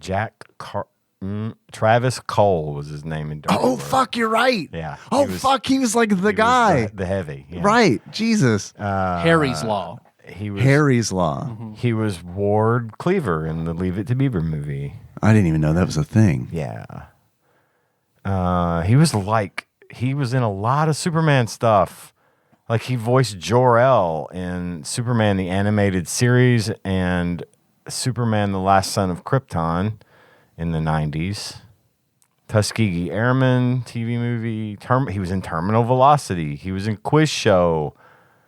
Quiz Show was one of those that I wanted to watch. but Fatal never did. Instinct. Let me get into the early 90s. He was in Thelma and Louise.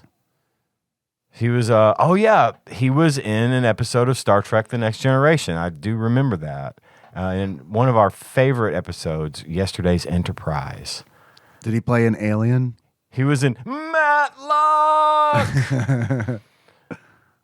No, he played a captain Ah, bummer. of a starship from the past. I like it when they put all the makeup and stuff on. And he wasn't a dick in that movie. He was a good person in that show, that episode. He was in Riptide, the old Riptide show. I love that show. But do you think that in an attempt He was in Grease too. to avoid DUI charges in 2017, he said, but I was in Happy Gilmore? Yeah. I think yes. Yeah. Although I do think Carl Weathers would be I think that's a way real, funnier. I think it's a real option that it's Carl Weathers. I'm not going to lie, but I'll go with Christopher McDonald for that one. Let's lock it in so we can move on. All right. Locked If in. we're wrong, but I will say I considered it. Next question. Trolley problem. You have a split second to react. A trolley is going to run over and kill the film Happy Gilmore. But you can pull the lever and divert the trolley. But the other track has the rest of his filmography, including Billy Madison. Tick-tock, who gets run over. Sorry, I should have said it like a serial killer. Tick-tock, who gets run over. I want to play a game. Happy You're on a Gilmore. streetcar. You're on a trolley. You going to save Happy Gilmore? No, I'm going to kill it. You're going to kill Happy Yeah. Gilmore. I'll save the rest of his filmography. Because, I mean, Little Nicky's clearly the best. Uh-huh. Post Truck Love, 41st Dates, 41st Date's really good. Grown Ups. One Well, he he's got just plenty of good recently shit. did. The one with the one that got nominated for Uncut Gems. Uncut Gems. great Yeah. fucking movie. War of the Uncut Gems. I would sacrifice. I would hate to, but I would sacrifice Happy Gilmore to Happy save Gilmore's the rest of great. the filmography because Happy Gilmore is. I like it better than Billy Madison. Yeah, I do too. Although it's close for me. But yeah, I like Happy Gilmore better than Billy Madison. I had a discussion with horror priestess Tanya about Billy Madison recently. I have the trailer for Billy Madison 2 up here in my head. And I wish I could make it. I Make wish I it. could make it. I don't know how to do Not any without of that. Norm. Not without Norm. That's true. It's true.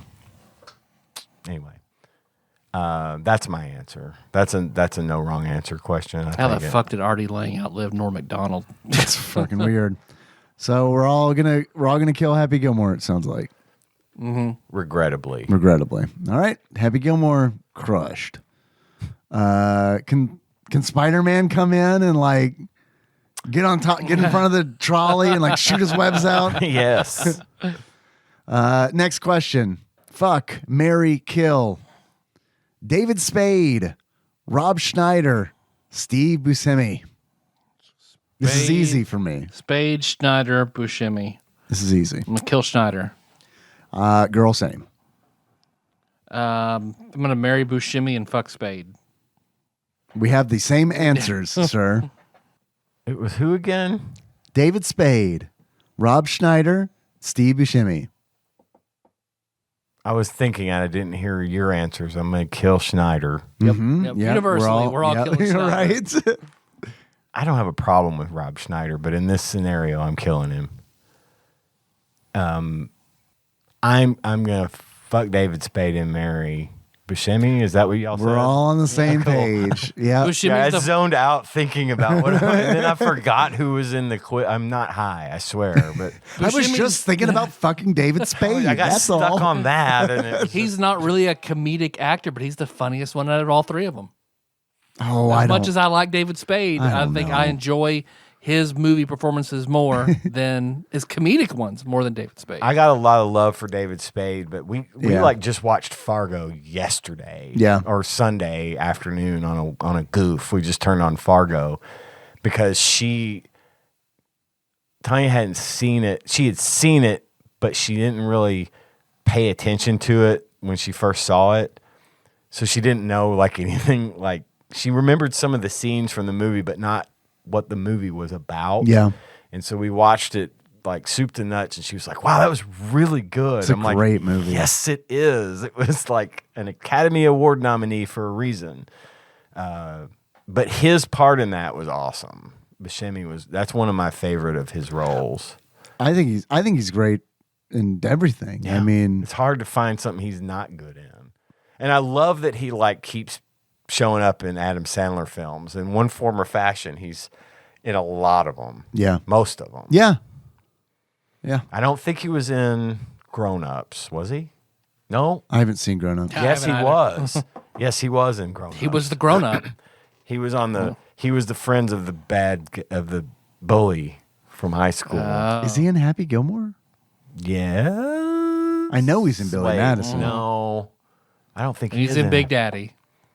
Yeah, I haven't seen Big Daddy, unfortunately. I've seen it, but it's been a really, really long time. I only saw it once. I do not think Buscemi is in Happy Gilmore. I can't place him in I don't Happy think Gilmore. he is.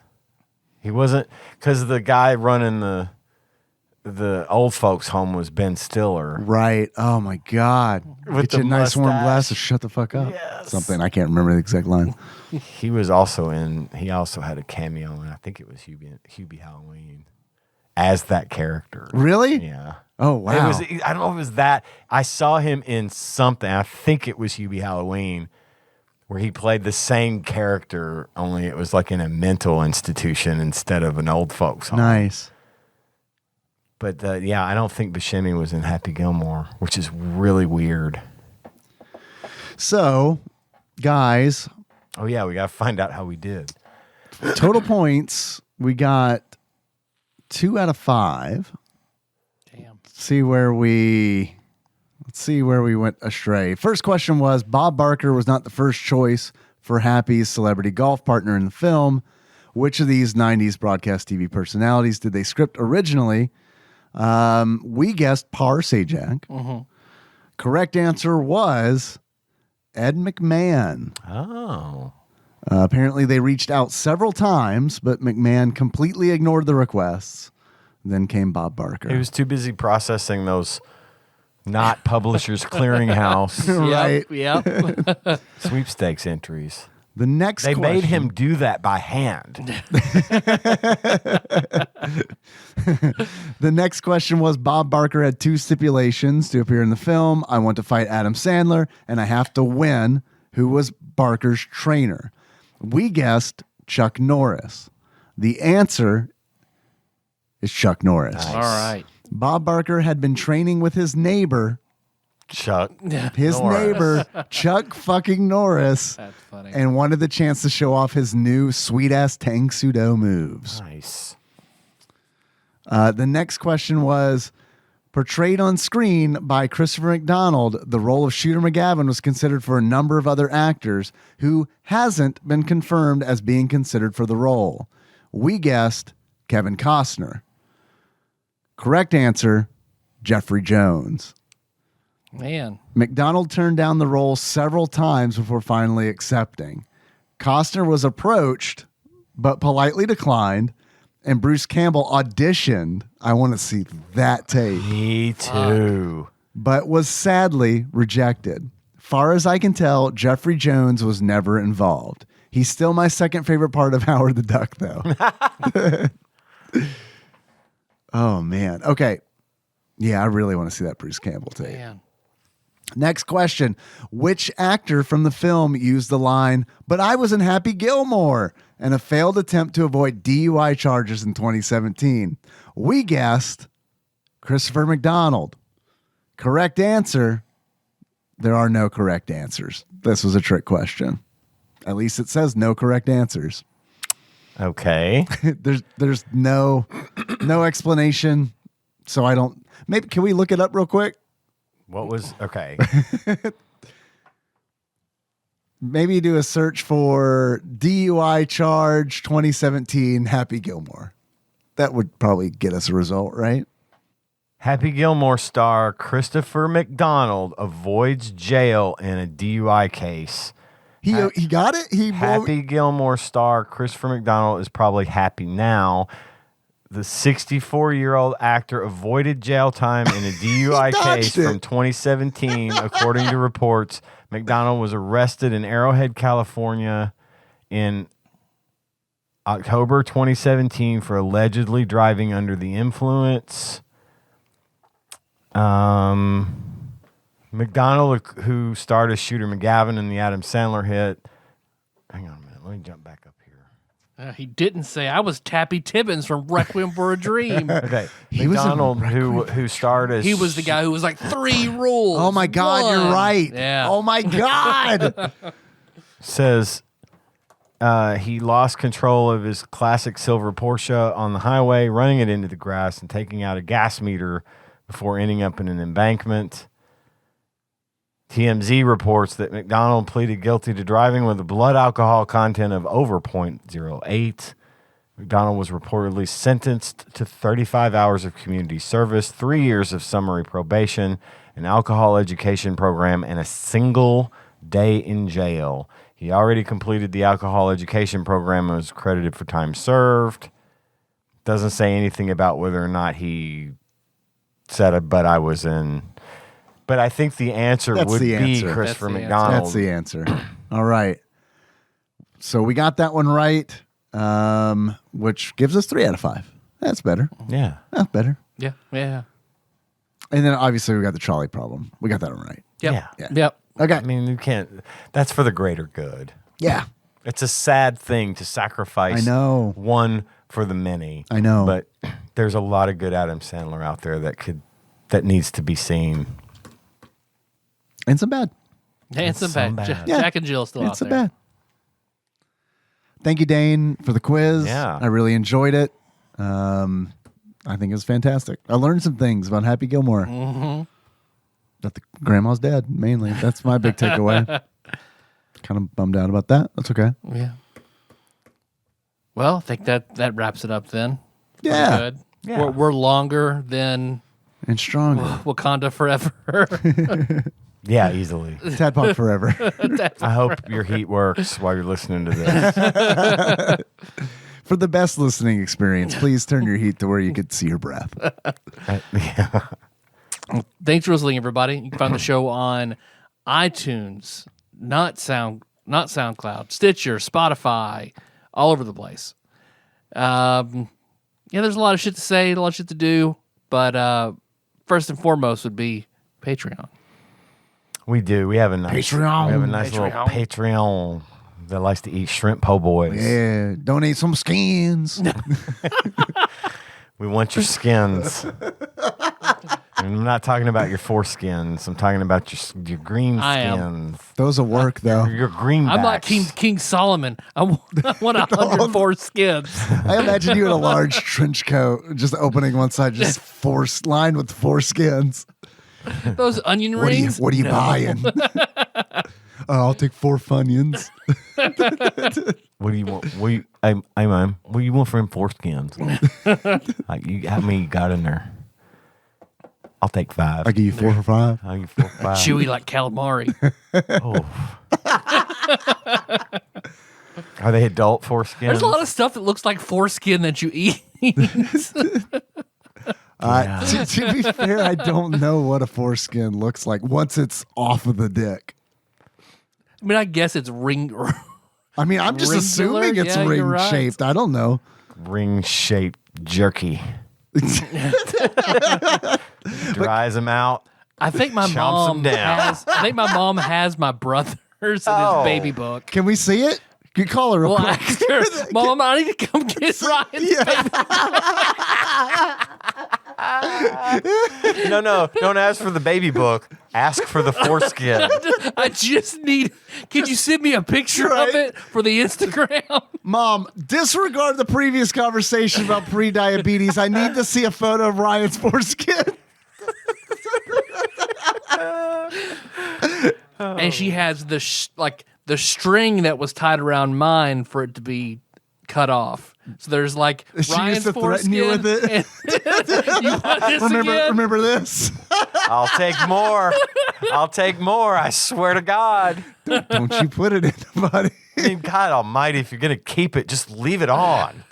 I mean, she has like our hair, our teeth, and Ryan's foreskin. If a witch gets that book, Or Mr. Sinister. Well, back to the issue. Back to the matter at hand.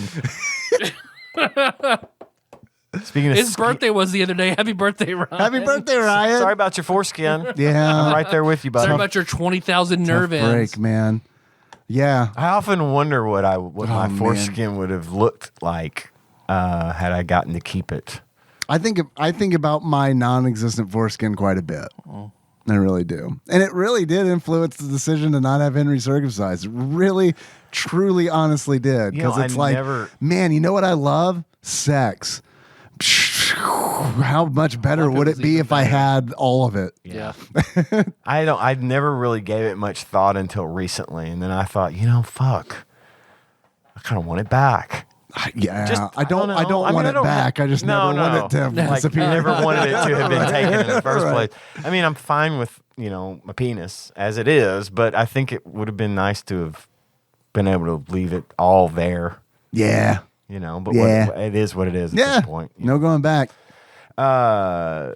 So it's not the foreskins we want; it's the skins that you can spend. It's them dollars. Yeah, give us your salmon chases. If you want to send us some of those salmon pea chases, you can do so at patreon.com/tadpog. We have a list of people who send $20 or more a month. I know. To It's us. great. It's nuts and it's awesome and it's so generous. And I'm going to read the list of those names right now, starting with Cousin David Galino, Plinko Nick Price, Cubicle Monkey, Cthusiast Jeff Miners, Master Cycle Baron Kevin Link, Joseph Phillips, Gamebug Prime Nathan Eaton, Usurper Grimm, Matt Gentile, a.k.a. Gentle G, Princess Consuela, Banana Hammock, Flavor Trick, Taryn Landon, congratulations on your marriage and sorry about all the pussy. P-word talk. Pinball Archmage Chris Edler, sorry you couldn't be on this episode. Platinum member Rhett Miller, Sandwich Pope Phil Hawkins, Nate from Utah, first time caller, and Drinksmith Joey Webster, who I know what he looks like. All right. I know what he looks like too. Also Phil. All the rest of I know and what Phil Kevin. looks like. I know what Kevin looks like. Yeah. All the rest of you, I'm so Who the fuck sorry. is Kevin? Master Cycle Baron Kevin. Oh, Link. Yeah, okay. Oh, Link. Right. Okay. Yeah, sorry. I would see any of you other folks in public and not remember who you are, and I'm sorry. I'm terrible about it. I talk to people all the time, and if they walked up to me on the street, if I had even seen them before, I would have trouble remembering who they were. I'm trying to think on that list who you've met before. And Chris Edler, I would recognize him because I met him. I've met, and if I don't mention your name here, I apologize again. It's one of those things I don't do well with. I think it was. I've definitely met Phil, Joey, Link, and Chris and Taryn. So most of the people that you've met, you know what they look do like. know what they look so that's good. The other people you haven't met, so you'll meet them eventually, probably, I and then hope you'll so. know what they look like. I'd like That's to just meet how you. it works. Yeah. Yeah. And then I'll forget what you look like in a week. And Well, you haven't forgotten what the other people look like. yeah, but I met them when I wasn't older. I was less old. Oh, I see. It's I see. it's a sliding scale. I got man. you. It just- It'll happen to you. It will happen to you. No, I'm teasing. Anyway, thank you guys so much for the generous donations. Yes, thank you. And just because we're not mentioning your names doesn't mean that we don't appreciate the smaller donations as well. That's really generous. We understand it's tough times, Fuck yeah, and it Yes, it it means is. a lot for you to dig into your wallets it and give does. us money to do something that we love to do. Yep. So thank you very much. Which I will say, when you say that we love to do, I really, really, truly have been enjoying these recent episodes. Me too. Yeah, it's been, and I was all day looking forward to getting together and seeing you guys and recording and having a good time. And yeah, so this has been Highlight of nice. my week. Hell yeah. Hell yeah. Let's see. Our theme song is Move by Sycamore Drive. Move that track from the shortsideball.com. How you guys want to close it out? I'd like to lead into a nice closeout where we all speak as golf commentators, followed by a soft Okay. All right. and shooter steps up to the ball. He is going to putt for birdie. He is steadying himself and swing. Tropical Capricorn. Tropical Capricorn.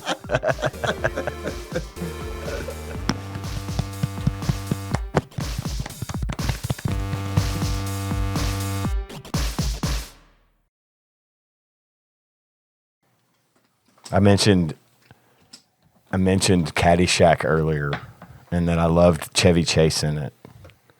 He sang a little song in that movie. I think you mean Salmon P. Chase. Salmon P. Chase, a.k.a.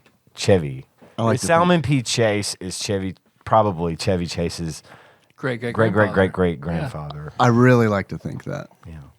And Chevy Chase probably has like two $10,000 bills in his possession. At least. Bill Murray was like, "You're a medium talent." And Chevy Chase was like, "I have a goddamn $10,000 bill after my great-great-grandfather." My great-great-grandfather Fuck you. was the Secretary of the Treasury under Abe fucking Lincoln, man. I'm looking up right now. Was Chevy Chase related to Salmon Chevy P. Chase genealogy. I need a sample of his circumcised foreskin to run tests on. I need some of his Fletch. Oh, Fletch. I need to watch the new Fletch movie. I forgot that's out.